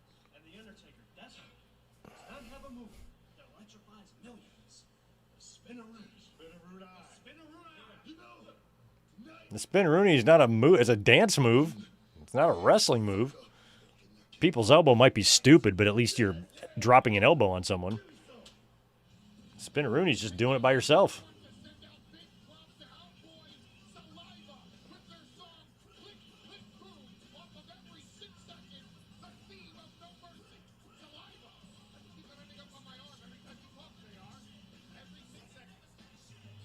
All right, saliva. Yay.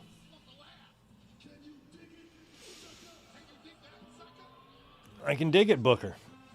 I can always dig it, bro.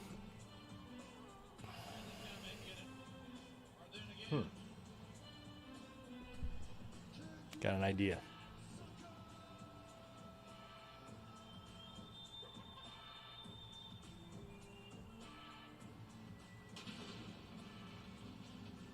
Wonder Years was actually a great show.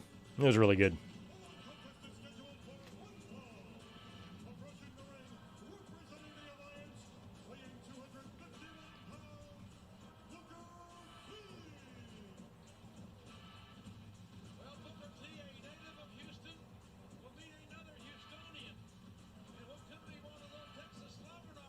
Yeah.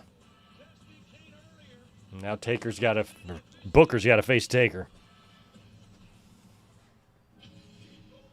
Oh, we're getting Limp Bizkit. It's not even dubbed over with.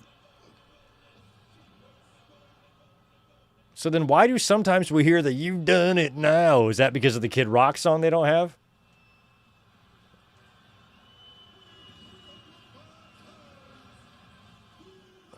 Let's keep the volume low just so we don't get Limp Bizkit copyrighted here. That's like the worst kind of copyright to get. I'm sorry, you have a Limp Bizkit song in one of your videos? Not on purpose.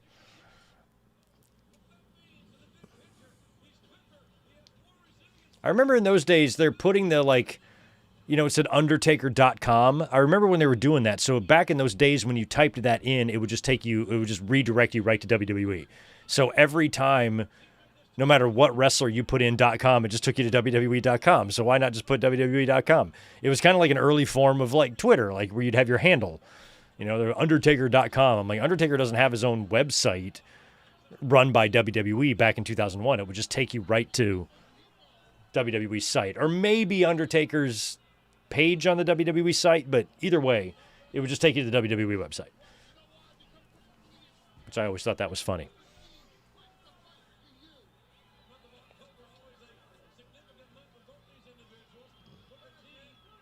I remember surfing the web in the early 2000s. It was a different world back then.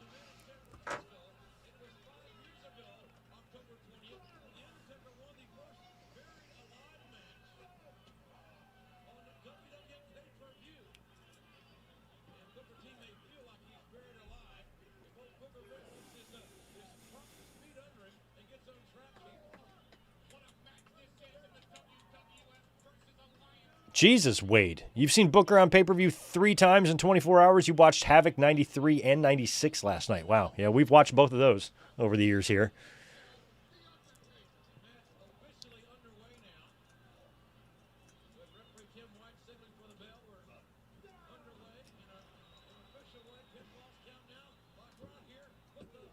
I got to start taking a look at what Survivor Series we haven't done for next month.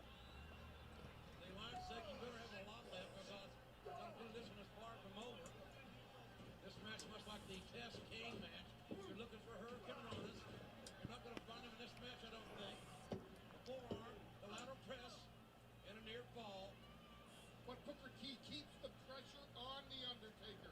Booker T is not going to give The Undertaker a moment of rest. Booker T, five-time WCW champion, as Paul Heyman alluded to earlier, certainly puts him in some very elite company with some of the great WCW champions over the course of time, and quite frankly, some not so great. That's for another conversation as Booker T goes downstairs, isolating The Undertaker. You know, I'll tell you what, for Booker T to be really effective here, somehow along the way, you just got to destroy that vertical base of the American badass. Oof. I have no memories of this match either. Just Booker and Undertaker. Okay. It's a pretty good looking match on paper. They would feud years later, right? When like Booker was like King Booker, right? King Booker.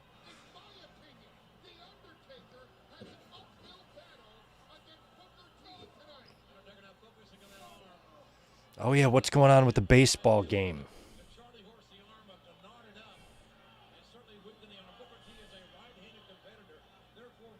Oh shit. Yeah, Blue Jays are up 5-0. Bottom of the 5th though. So that's going to force a Game 7, which will also be tomorrow night, along with 2 NFL games. I still feel like I got to come up and do a review, though, because I feel like we're going to learn something about the World Heavyweight Championship. But thanks for the 5, Ryan. Yeah, saying tomorrow we're going up against 2 NFL games and a highly likely Game 7 for a trip to the World Series. Good thing they've announced 3 title matches. Yeah, so Raw still looks pretty stacked.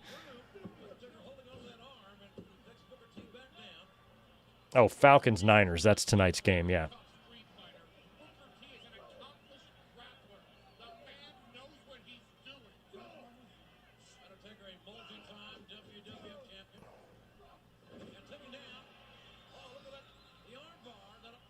That's right. Yeah, the Lions are on tomorrow. Shit, they got to play the Bucks.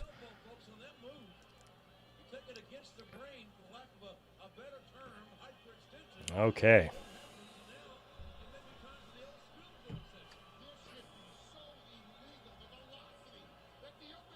This should be illegal.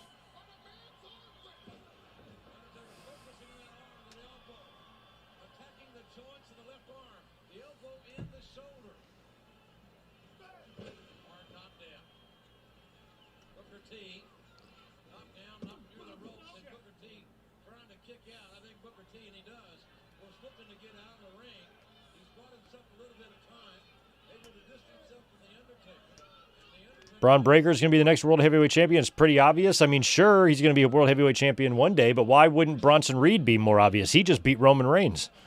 Just because Braun Breaker held the title after he speared Rollins, you know? I think Reed has got the more impressive wins at the moment. But as long as Reed is okay with, playing second fiddle, I'm wondering if Brock Lesnar is going to step in.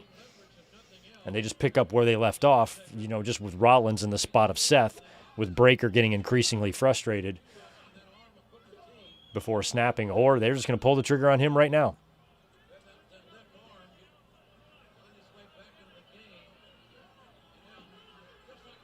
I just hope whatever they do isn't lame or lazy.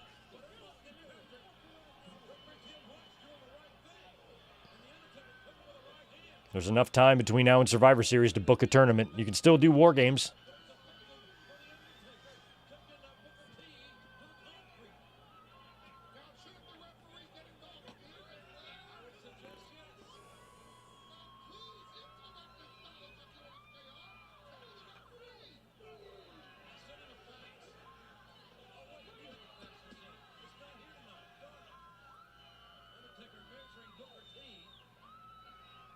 Bring back King Lawler sign. He's almost going to come back. I was at that show, too, when Lawler returned.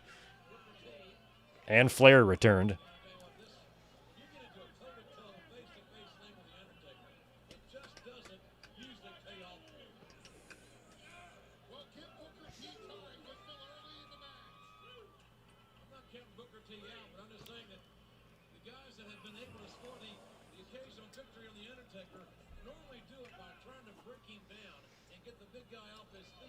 Yeah, I hope they don't put it on Brock, my God.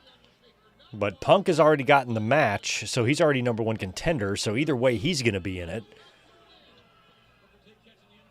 So that's why, since he's already technically qualified to be the number one contender, if they did do a tournament, I would give Punk a bye in the first round. But it's probably going to be something lamer. Like that 2 triple threat match thing that they do.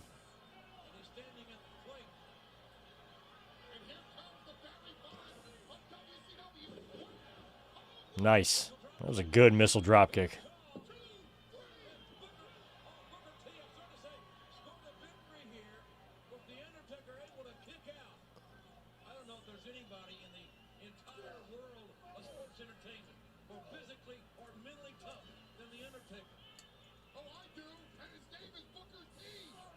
Hmm. Nice heel kick by Booker T. Well, that remains to be seen. Let me know your opinion in 10 years. Jesus. Together a decade of destruction, like The Undertaker. Booker T makes the cover, although reluctantly, and maybe too relatedly, as The Undertaker able to kick out and quickly the veteran rolling off his back into a back up that vertical base, but not for long. Hmm. Sidewalk slam, led hook, and another near fall. It's certainly interesting that the game plan of Test versus Kane is really mirroring the game plan of Booker T and The Undertaker. And now Booker T takes a. Here we go! This is insane! The most electrifying move in sports entertainment! You don't mean that. Well, yes, I do. You can't mean that. I can, and The I do. impresario of hardcore calling the spinner Rooney Hmm. the most electrifying move in sports entertainment. I do not believe that. Oh. Very well by Shane and Stephanie to say it, I might add. Hard right hand, The Undertaker now. Fighting back on Booker T. This is not what Booker T wanted. The Undertaker up and vertical. And Booker T. Jesus. Oh no! And look how easy The Undertaker got Booker T on his shoulders, but not for long. And the neck break. I think we got Timmy White tasked with the refereeing duties for this one. He's about to be wrapping it up in about a year, less than that. Good counter by Booker T. Giving the Alliance member his due here. And now Booker T measuring The Undertaker. Psh. What were you going for, Book? To measure Booker T right back. Booker may have postured a little too long there. Jericho and Brock, I don't know, man. That match would be awful. And it would have to be a complete murder. Brock would have to kill him. And Booker T going downstairs. Just got knocked down. The Undertaker now looking for the cover. Neutralizes. But Jericho's got heat with Punk too, So he's going to have some weird situations in that locker room, I think, with some of the talent there. But I think he'll get along with everybody else, though. I think him and Cody are fine. Hooked on rope for leverage and paid for it. Spinning heel kick by Booker T. Now Booker T again. Looking for 3, and you see The Undertaker. He just barely got his right shoulder up on that time. And Booker T's got a great opportunity here. Building the momentum and lowered it. Oof. Booker T lowered his head, and the veteran Undertaker scored with at least a close to 300-pound DDT. Falling on top is the Undertaker, and the president of Dead Man Inc. The president of Dead Man Inc. No, Rollins is not officially vacated yet, but they're going to have to do something tomorrow. I mean, I can't imagine them trying to stretch this out unless for some reason Rollins' injury, they're not. They wanted to have a wait and see approach a little longer before they fully decide what to do. So they stall. And they don't mention anything about it, and Rollins is just off the show, and we don't get an explanation yet, but I feel like we got to get, number one, a storyline explanation, and then we also have to get an announcement of what's going to be the future of the title and who the fuck CM Punk is going to wrestle on November 1st.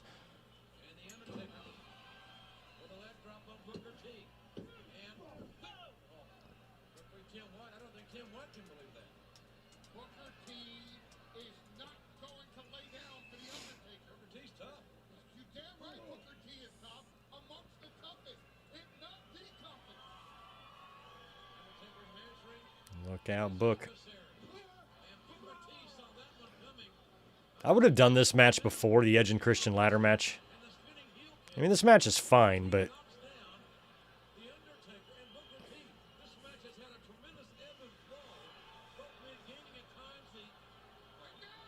Who's here? Oh, he's just doing the spinneroonie. There it is.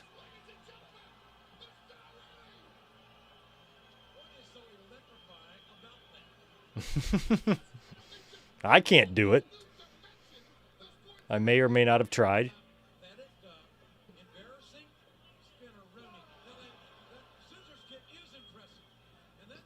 Okay, Adam Pearce is going to have an update on Seth. Well, that's just an update. If his update is Seth is out, which I'm sure is what he's going to say.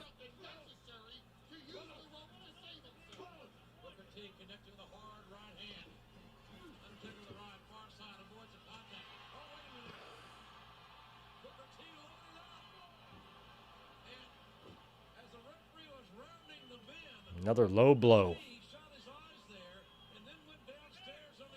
Downstairs.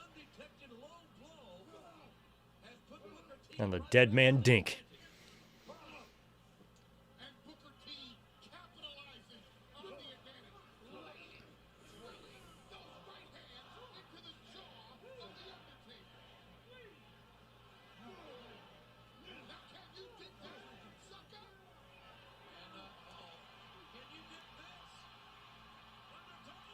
Wow, last ride. Well, that's one way to end it. He was in the corner giving him the punches, and then Undertaker's like, well, this will make the last ride easy, and just put him right down.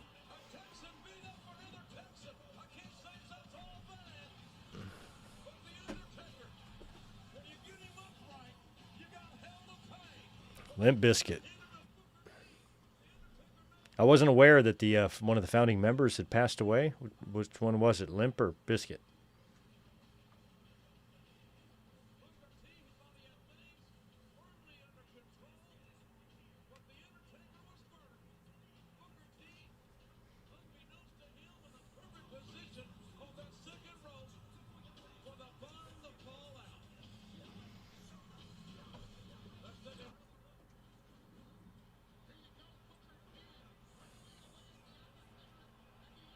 The last ride. Booker, you dummy. You should know to stay out of that position. That's like knowing not to ram a Samoan's head into the turnbuckle.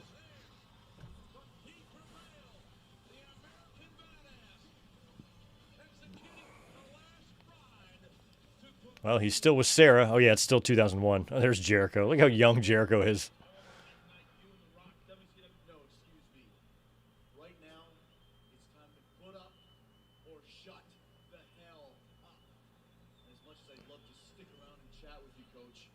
Yeah, Jericho wins the title here, I think. Finally winning the WCW title. Even though it was in WWE.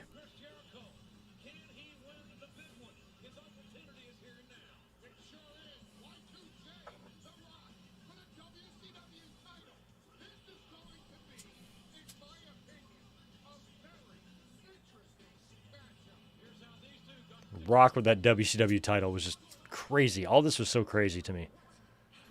It's like the second time, too, which is even nuttier. The second time that the big gold has been in the company. When it came in with Flair in 91, which was even crazier for the time. At least this was done in a buyout situation.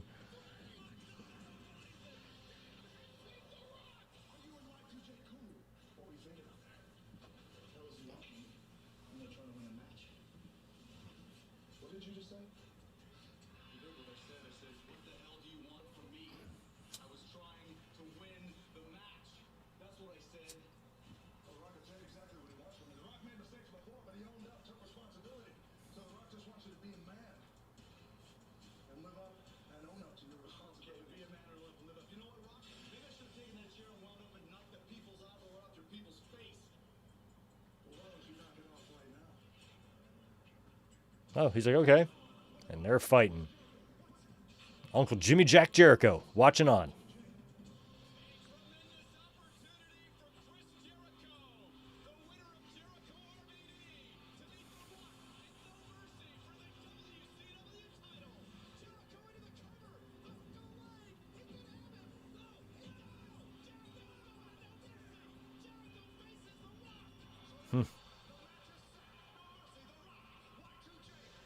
And they're both Team WWE, but they're fighting for the WCW Championship. It was all very weird. Juliet, off the top of my head, I think I got 2 matches wrong at least. I know I got Jamie Hayter and Tekla wrong, and I got Kyle Fletcher and Briscoe wrong. But I think I got everything else right. I'm pretty sure. And I'm not sure about the pre-show.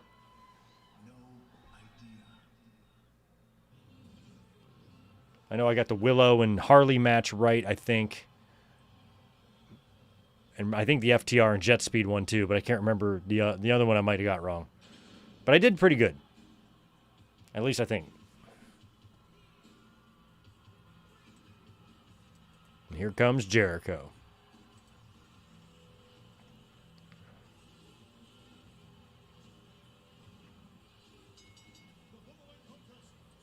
Yeah, I got every other match right.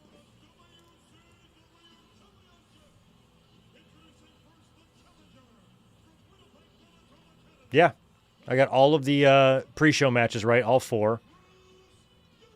And yeah, so I just missed out of the 13 matches. I got 2 wrong. That's excellent. Not bad. Well, actually, 12 matches because I didn't even know about the Mercedes one. So yeah, 10 matches correct, 2 matches wrong in my predictions.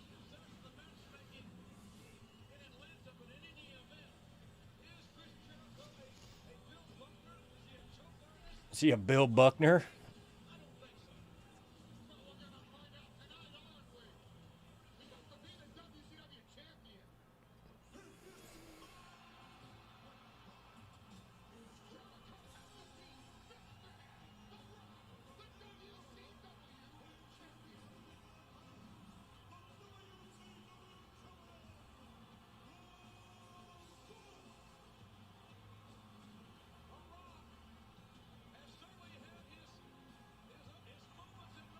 He was so over.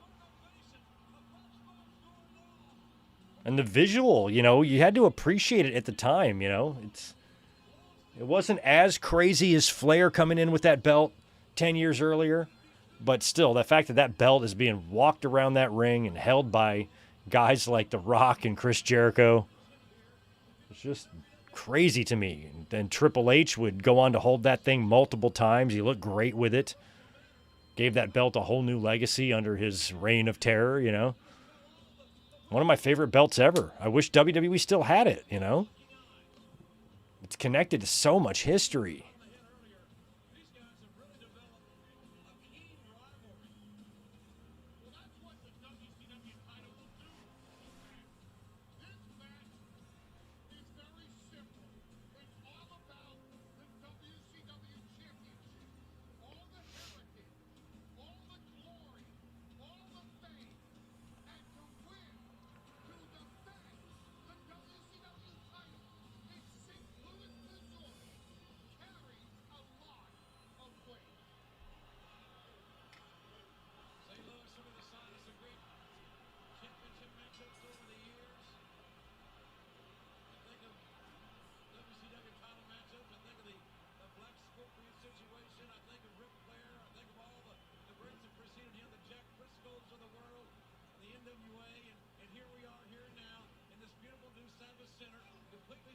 Savas Center.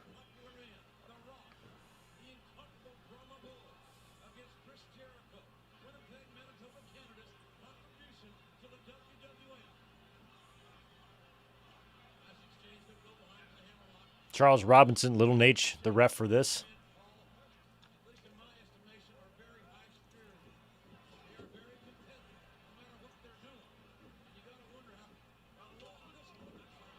Big arm drag from The Rock.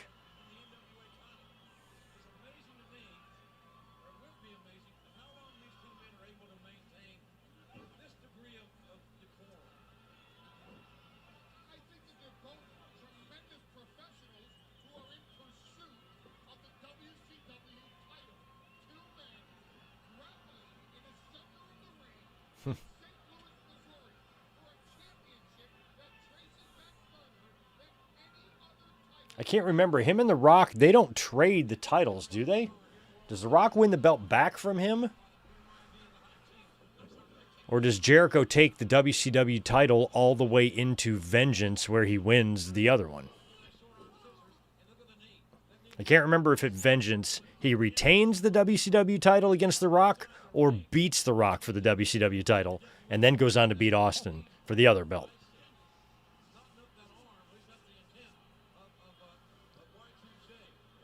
I think he just retains.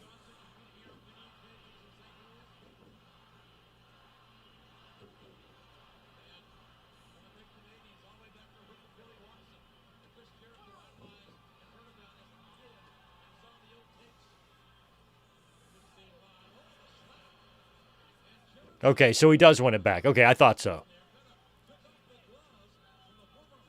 So him and Austin just couldn't cough up those titles for long, could they? Austin passed it to Kurt for 2 weeks, and Rock did the same for Jericho. Gee, thanks, guys. So crazy.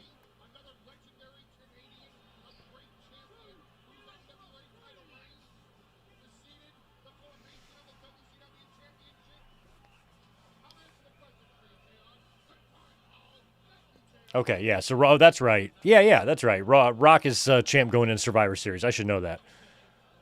And then Jericho would win the belt back from him in the first match at Vengeance before going on to win the other one.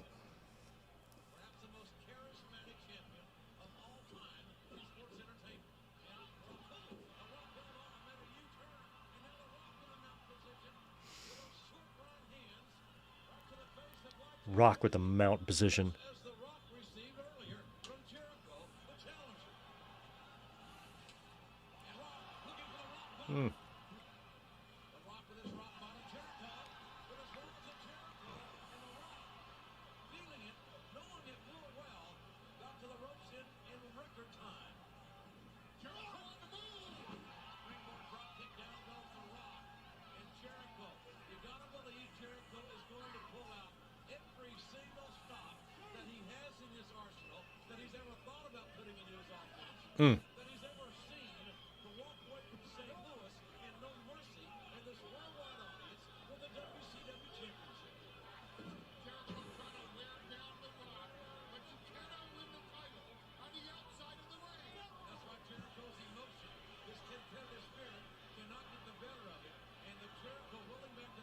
Breaking the count. Classic.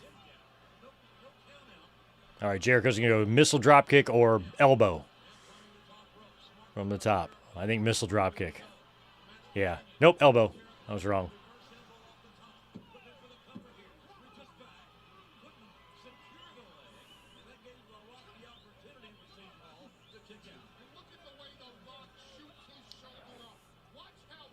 When I was a kid, we had a great neighborhood like community pool and the whole neighborhood was filled with kids I went to school with and shit. And we had like a high dive on there. And it was like 10 feet deep, 12 feet deep, something like that. And we would play a game called Jump or Dive. And it was really fun, actually. And you could get brutalized where you go on the diving board. And as soon as you jumped, and as soon as your feet hit the diving board, somebody down at the bottom would yell either jump or dive. And then you had to do whatever one he said. But you can't hear it until your feet hit the board. So you're already in the air and you have to adjust. And a lot of belly flops. It's a fun game. I took some bumps. Ouch. Some slaps to my chest. Way worse than a Ric Flair chop. But probably as good as a Jericho one.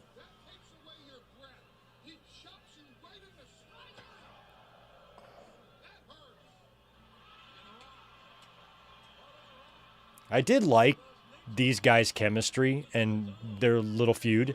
I did like Jericho and Rock. I thought they had good matches.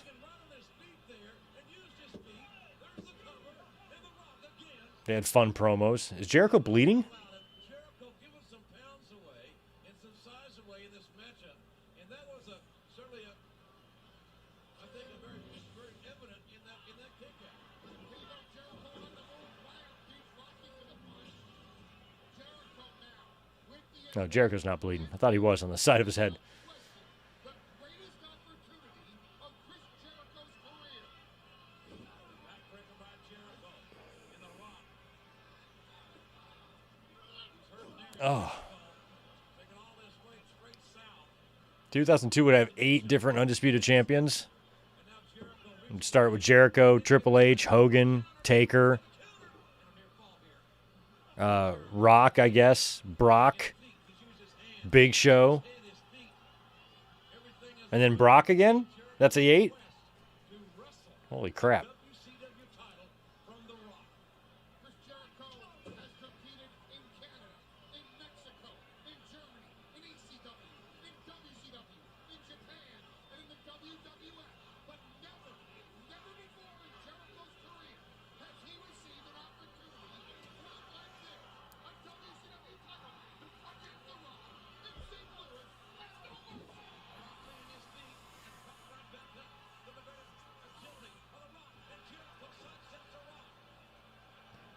Fans are very much into this match. Not so much with Undertaker and Booker. I wasn't really into that one either, but this one's way more fun. I always enjoyed these matches. And I do remember, I do have a conscious memory of going into this match thinking Jericho had a very, very legitimate chance of winning the WCW title, and I was rooting for him. Our next tour of the United Kingdom will be in Manchester. Fans in the UK were looking forward to that. The event sold out in Manchester. Rock will be there, as will Yep, Juliet, 1 year later, HBK in his shit brown tights and his Dutch boy haircut. Little stable boy haircut. Oh my God.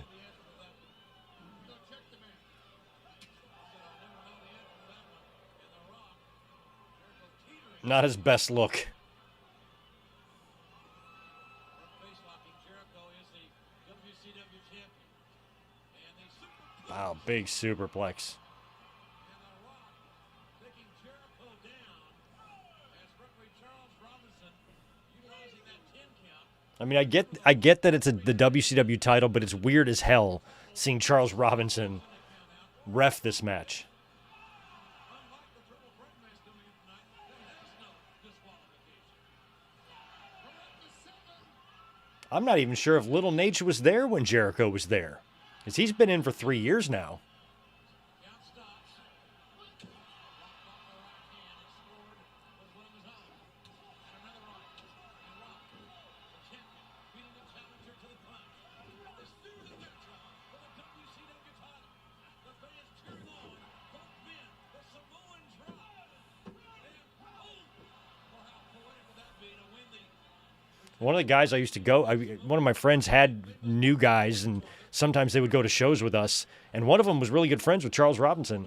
And then turns out he was on the WWE Legends show not long on the last season, or maybe the season before last.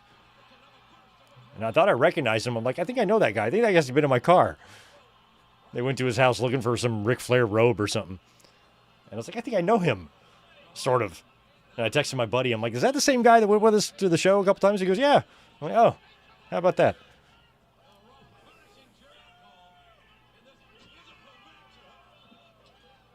And this match getting completely out of hand. And the referee's out. He's about to count both men out here. Or there could be a disqualification. There you go. Where did you go?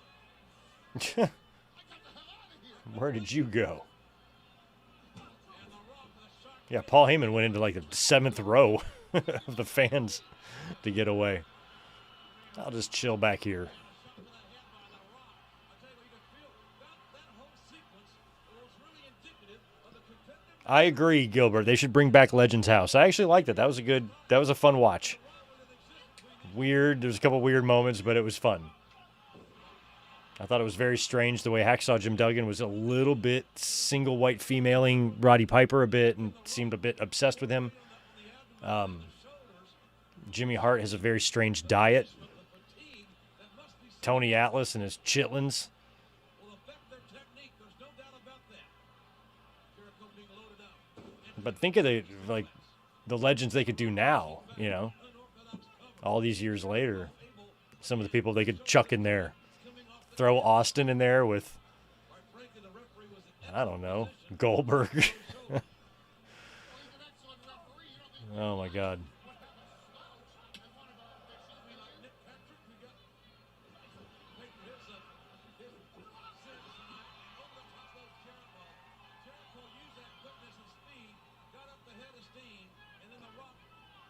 against the challenger.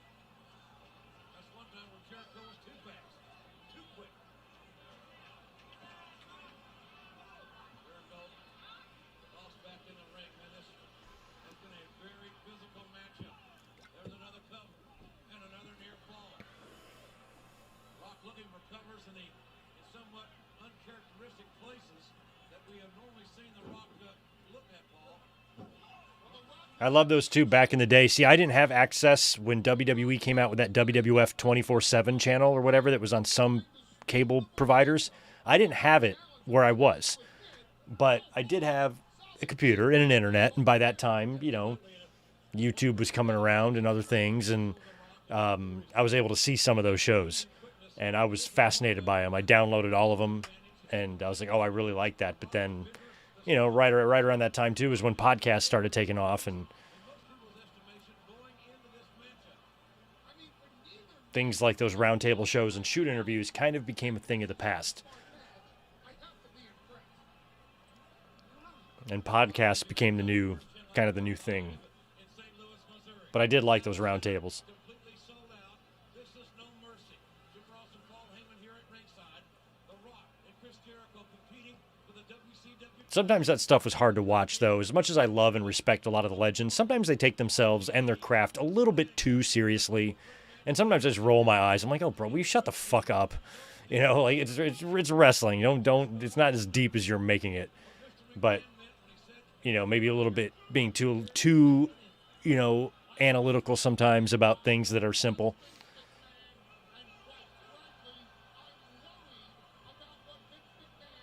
And I get you got to put over, you know, how difficult being a pro wrestler is and whatnot, but sometimes you're like, they're just hamming it up a little bit too much. Embellishing a lot. A lot of stories embellished, heavily embellished.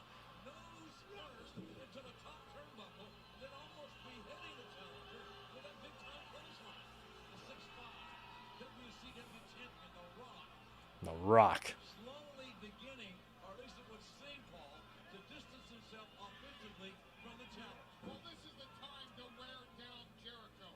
The Rock needs now to take Jericho apart and go for the pin. Rock has weakened Jericho, perhaps setting him up. The Rock bottom. Jeez. There's been some spirited dialogue. Unusual. Some spirited dialogue. I love it. These two men leading into this matchup. And again, the Rock. And they're going to be teammates. I mean, they still do technically coexist here all the way through into December. I think through the Rumble, too. Does he work them at the Rumble? I think he does. He's got to beat Austin and Rock in the same night. But then I think he probably works Rock Rumble and then Austin at No Way Out, right? So he's got to beat them both twice.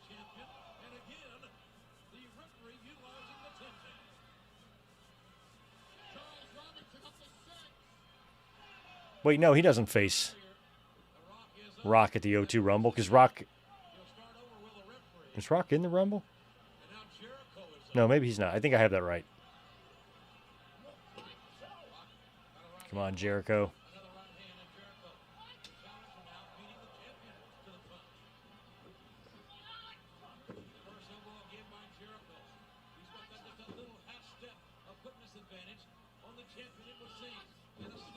Jericho never hit that well, and it's in his arsenal for every match.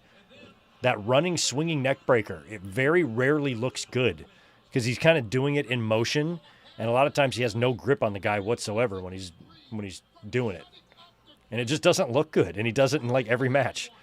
He's not a choke artist. Chris Jericho, a half second away from being the WCW champion. I don't know how anyone in their right mind, I'm going to start an argument with you, would call Chris Jericho a choke artist. As talented, as courageous as he has been, fighting through all the adversity since coming from WCW into the WWF, he wasn't welcome here with open arms, yet he persevered. And he is here tonight for the opportunity of a lifetime. And The Rock, looking at that close line. Wait a minute. Jericho with a rock bottom. Man, is Jericho going to beat The Rock with a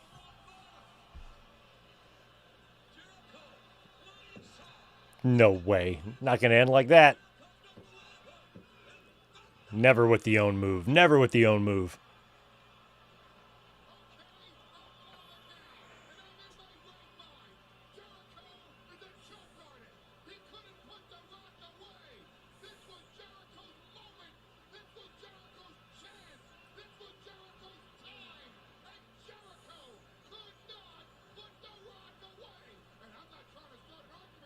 You can't win the big one.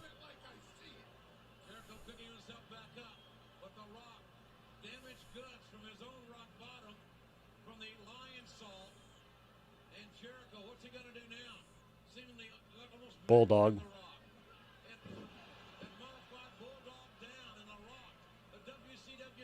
Taking a lot of time here, Jericho. Oh, please.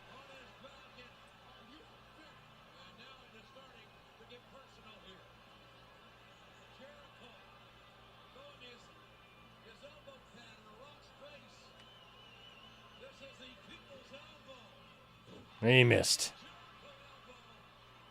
He reminded me of Foley when Foley would try to do it. Oh, he went wrong in that dragon screw.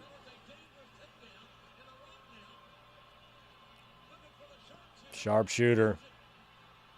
Such a weirdly executed sharpshooter, Rockhead. That's not horrible, but it isn't good.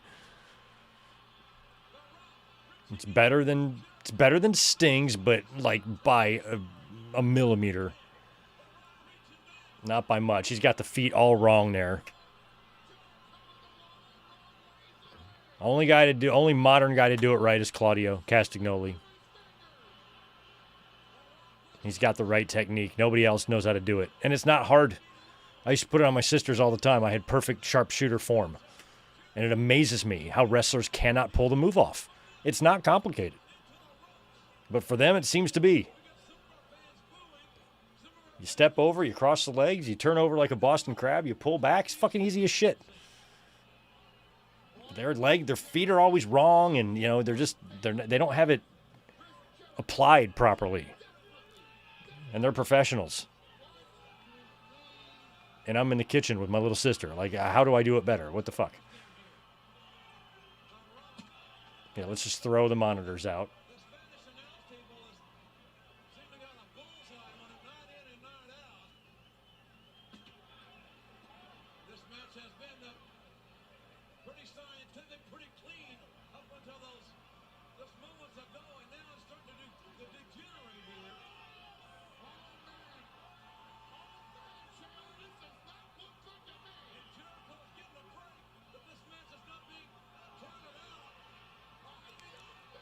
God. That's gnarly. Rock bottom through the table. That was rough. Jericho had no protection at all on that move. He just had to take it.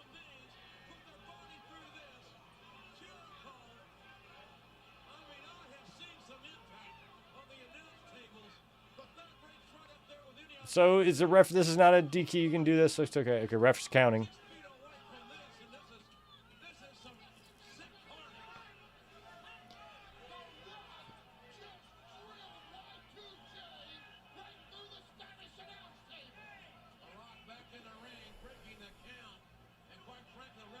Damn, Rock saved Jericho there. Jericho wouldn't have made it.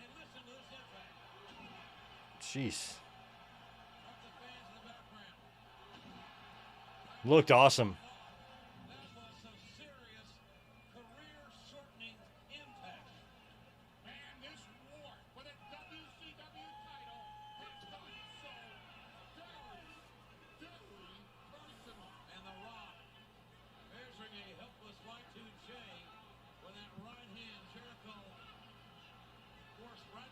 How does Jericho pull this off? Somebody interfere?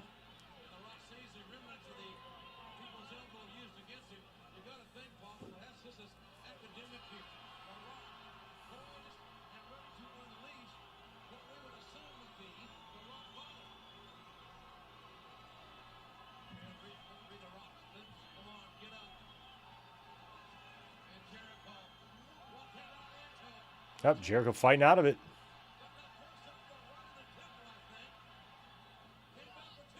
Oh, no. Now we're getting it.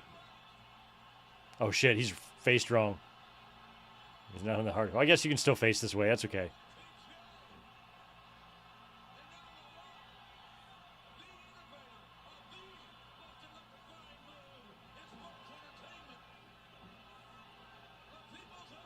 Oh, nice. Nice. What a reverse. I am loving the fans' excitement in this.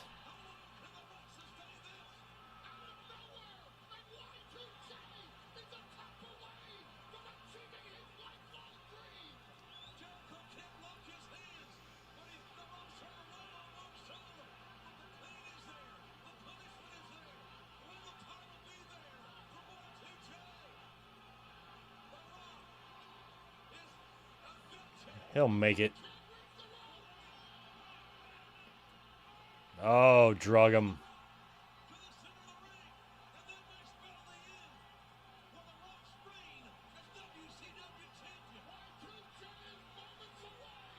Somebody's coming. Stephanie. Stephanie. Oh, takes care of her.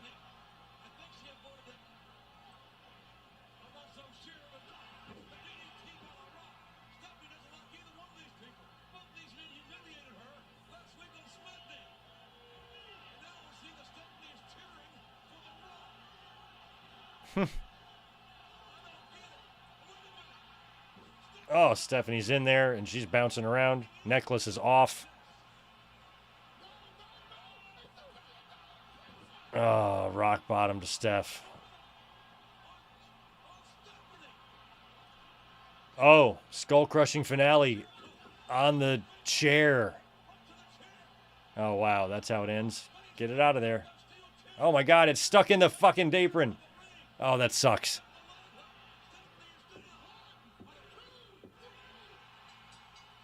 Jericho wins. I like that he couldn't get the chair out.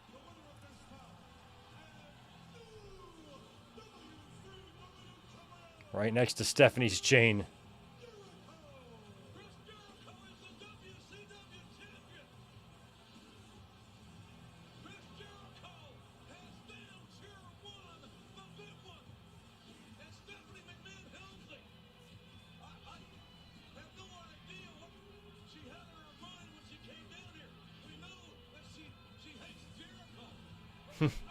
Poor Stephanie just came down and ate a rock bottom.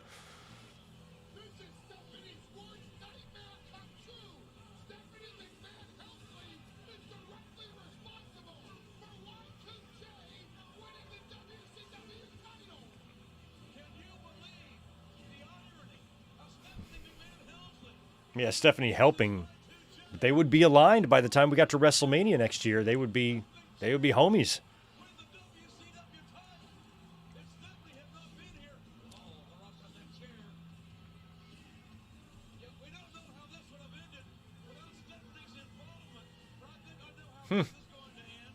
It's rocking a.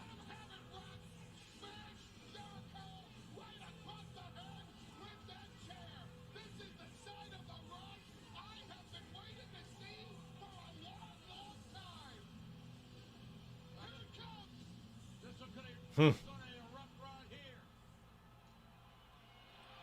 he gonna shake his hand? I mean, he used the chair. But then again, you also rock bottomed him through a table, so.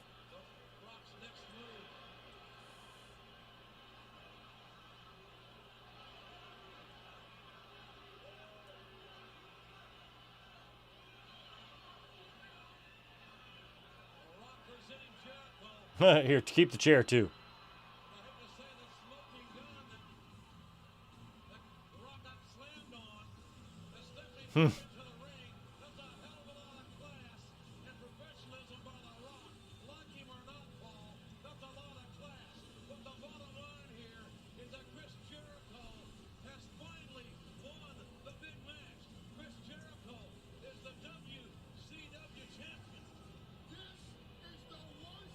Not for long. That's true. What'd you guys say? Like 2 weeks? Jesus. Such BS.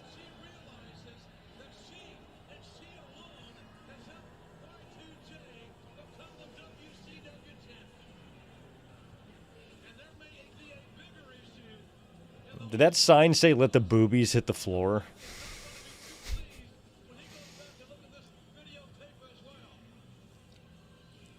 can't believe it. I just can't believe it. There's a shot at Mr. McMahon's dressing room. He is in there. What impact will he make tonight? I can't believe your billion-dollar princess really stepped in it and tracked it right into the... Stepped in it bad, Heyman. Oh well. All right, Austin back with the title again. Must defend against Angle and RVD. Can Stone Cold retain his title? Is RVD on his own? I think so.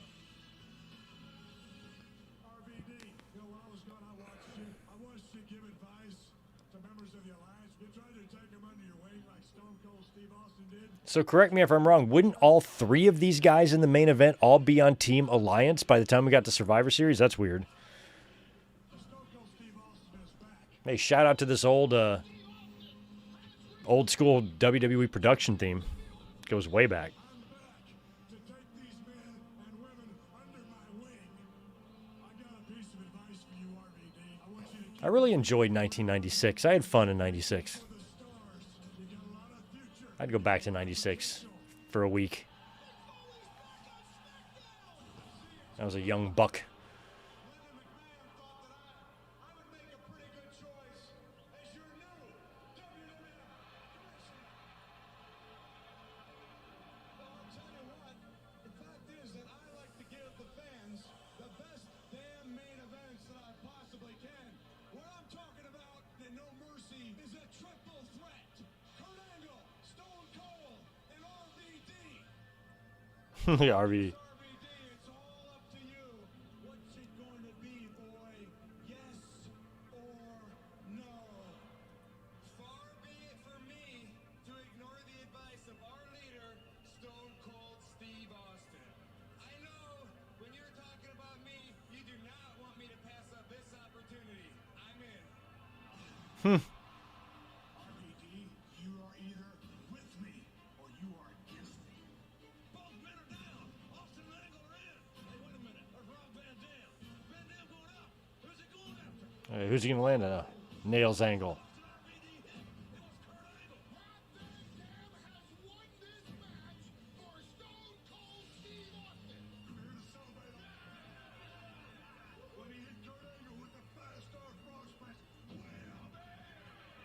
It proved to Stone Cold Steve Austin without a shadow of a doubt. He's on my side. And when that man walks through that door, we're gonna celebrate that little bastard right here tonight. Celebrate that little bastard.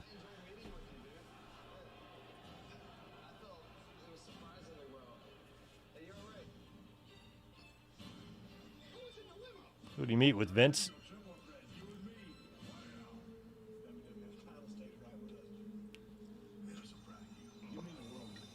That limo that RVD was in is still here.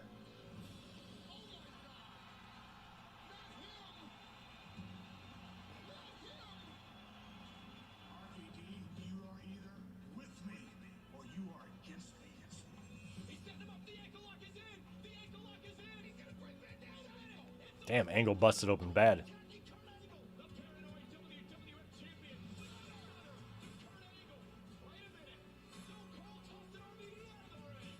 It is on now. Van Dam goes from the ring. Angle countered. Angle slammed to Austin. Angle slam. Austin down.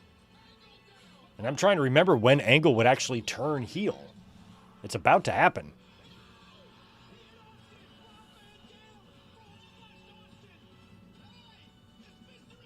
What did Vince McMahon say to RVD in that limo?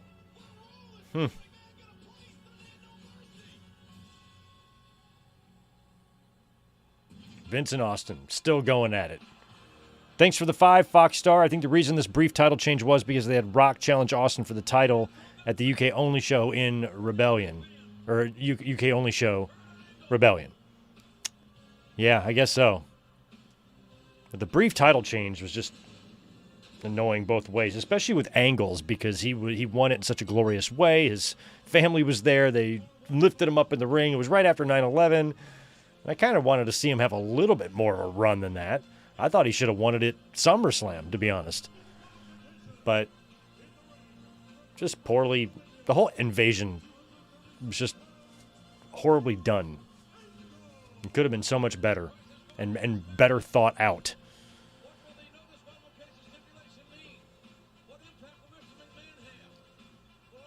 I understand that WCW was limited in their amount of talent, but I think there was ways to manage that better than what they did. Like waiting. They took forever to debut Kane. Why can't Shane just be going out there and talking smack for 9 months about how WCW, they're going to hit you when you're not expecting it? And one of these days, my new company is going to show its face, and we're going to take you down. And you're never going to know when it's going to happen. And really, you're just buying time until all those Time Warner contracts run out.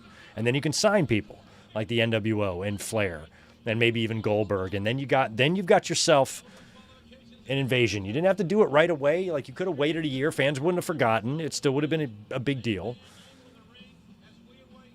Because a year later, pretty much everybody was there, started showing up.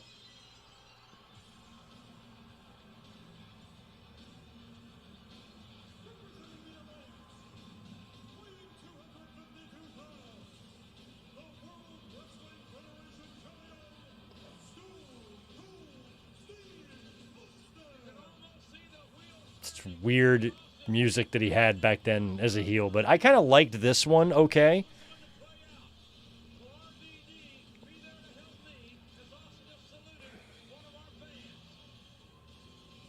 Just weird hearing him come out to something else other than his classic theme, He had a couple of just tries, they couldn't figure his heel theme out. For a while they just stayed with Disturbed, and then they went to like a slower version of his original theme. Then I think they went to this. There might have been another one in there too.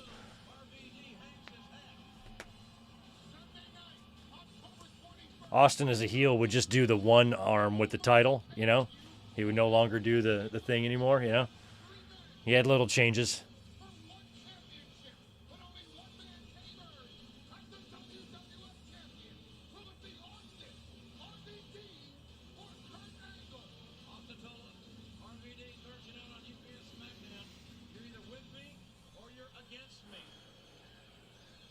Yeah, once he went back to being a babyface, he had his old theme back.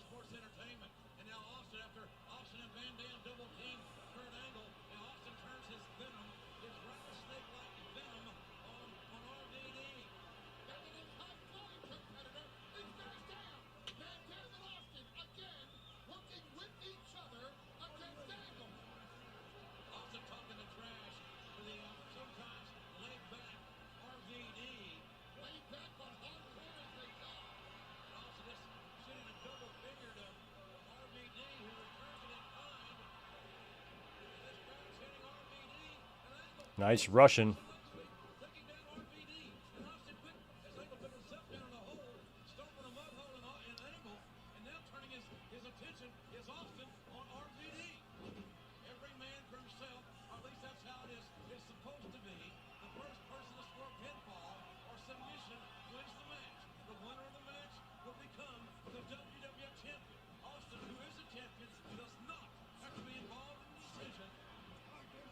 Yeah, I have absolutely no clue how Austin pulls this off, but obviously he wins here. I don't know which guy he pins.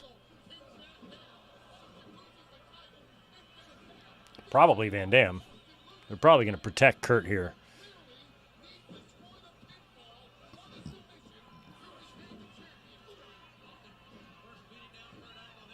Yeah, Daniel, good point. His walk was different too. He wasn't coming out there with that confidence. He was almost like agitated and whatnot.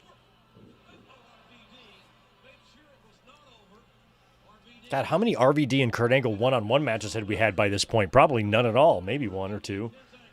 Man. RVD and Angle. Why can't I remember a big match between them? Did they ever have like a major match on pay-per-view for a belt or anything? RVD and Angle?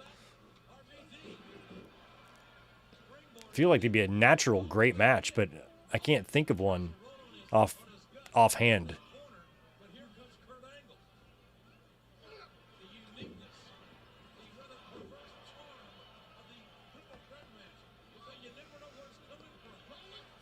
Rolling Thunder.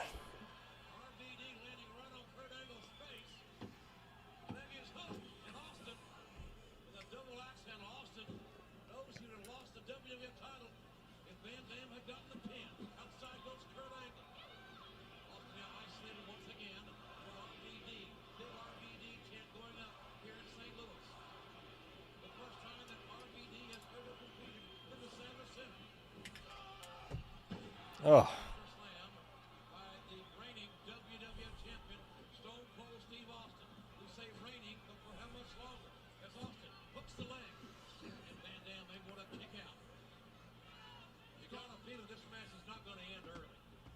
No way. And Austin has to make sure that neither Van Dam nor Angle get either one of each other in a pinning predicament or a submission hold. Austin with that knee, using that knee brace right to the quadricep, that thigh muscle, trying to knot it up, and RVD being incapacitated, at least for the time. Nice. Austin doing it. I mean, he's almost wrestling the match as if it's 2-on-1, which is weird.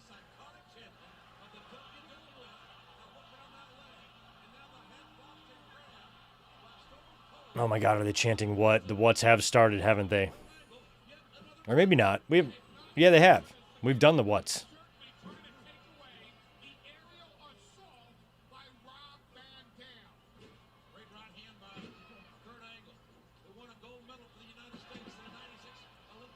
The fact that a simple voicemail to Christian sparked a 25-year annoying nuisance. I don't think I'll ever forgive those two for that.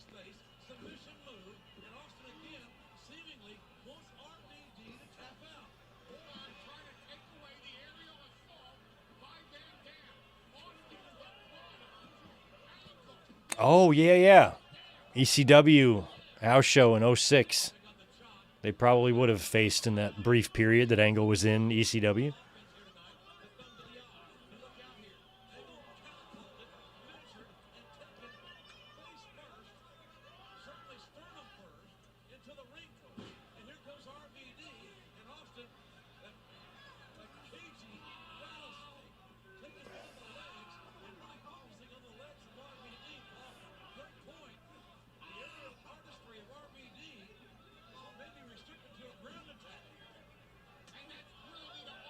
Like, I think RVD and Angle around this time, too, would have had a tremendous feud. Like, they're such different personalities, different wrestling styles, too. And I think they could have some funny moments backstage. RVD's kind of laid back, like stoner dude. Kurt's uptight, drinks milk, total fucking dork.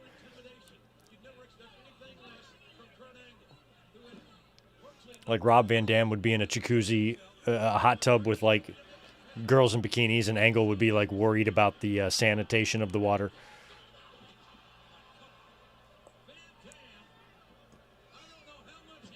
He got nobody. He just landed flat on his fucking back.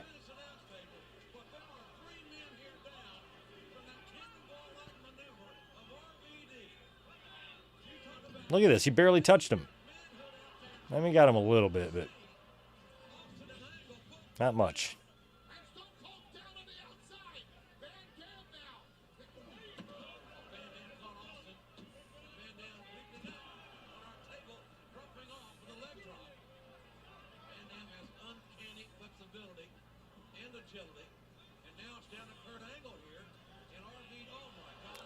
Jesus. RVD couldn't break the fall, couldn't get both feet down, went down on the lower part of his back. That's what hit first.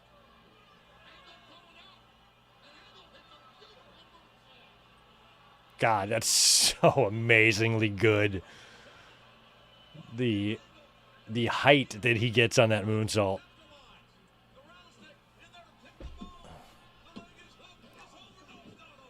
Yeah, I don't think RVD. I wouldn't call him active, but he can be active if he wants to.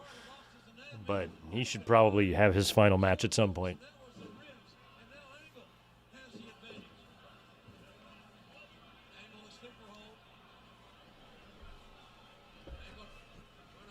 Oh, sweet. They also had a match on Raw in 2002 for the Intercontinental title.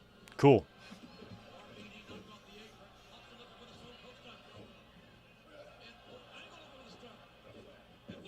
Double clothesline.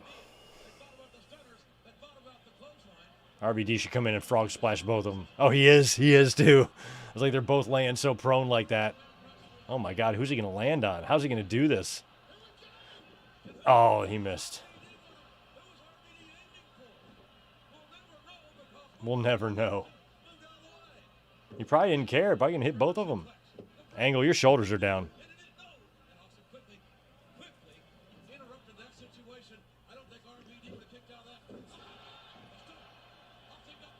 We got one stunner there.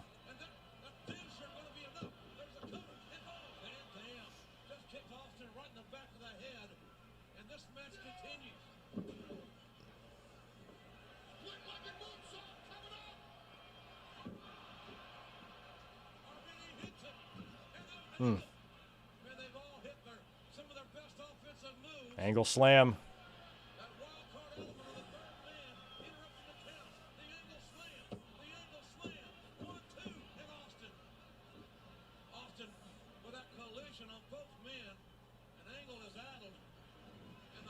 There goes Angle.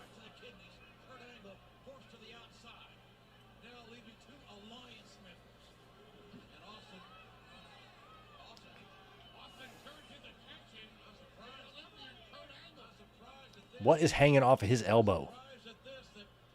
It's not skin, is it?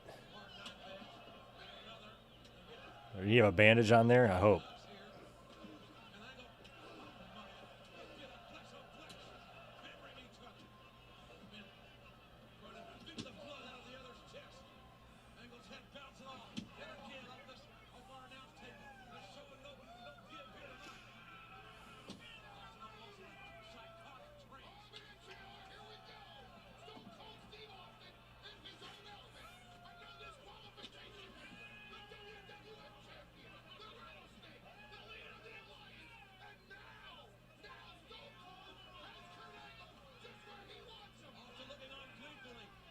Careful, Angle. This has not ended well for you in the past.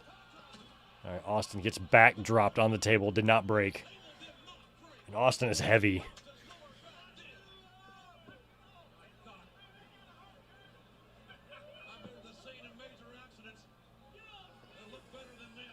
Oh, my God.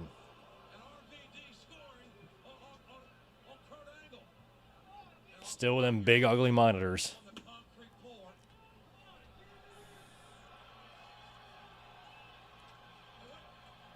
Here comes Vince.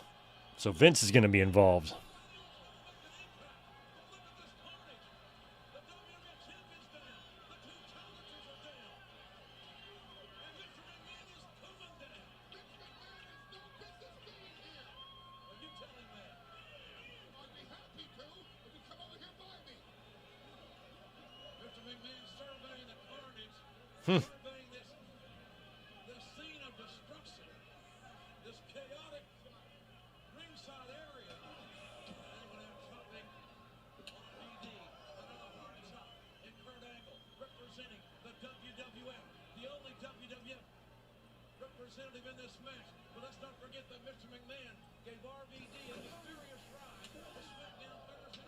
Oh.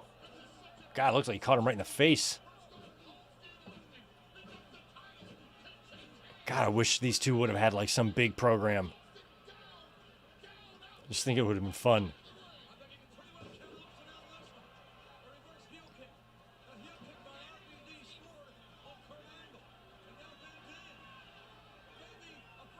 Oh, Angle's going to do the running. Yep. Nice.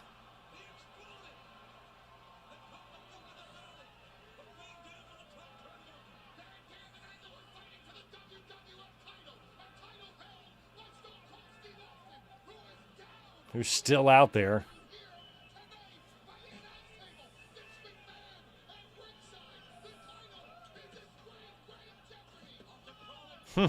Austin crawling back.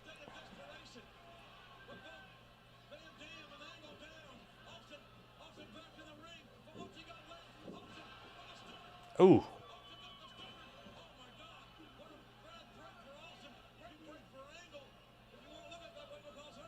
Yeah, Angle went on the outside. I figured that RVD would be the one to eat the pin here.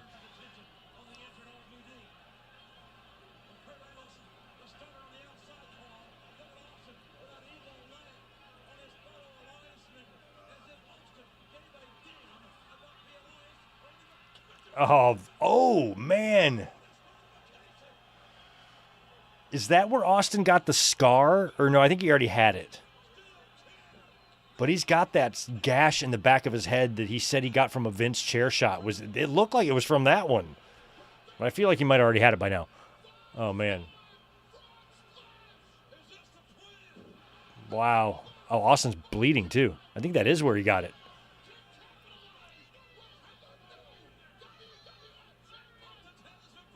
Yeah, that's got to be it.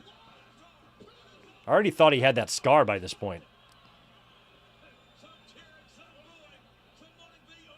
Yeah, that's definitely where it happened. Holy shit. Damn, he got him good, too.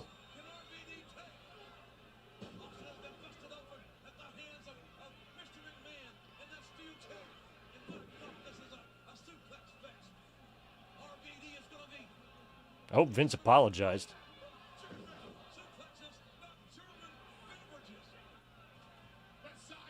German suplex is not German beverages.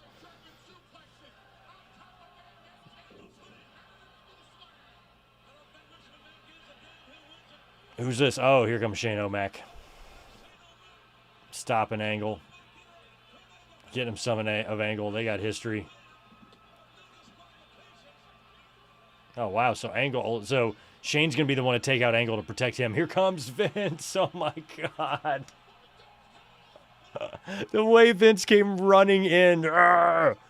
Oh, that was hilarious and great. That was so wonderful. Oh, that was so funny. Oh, these were great times. Oh, what a sell on the stunner. He sells the RKO like that, too. And Austin retains. Oh, my God. Oh, Vince charging in and tackling Shane. Oh, I shit my pants laughing. That's great.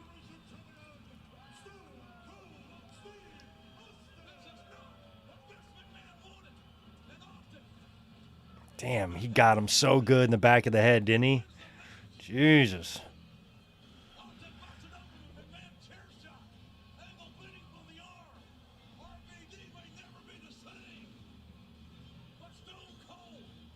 That is crazy.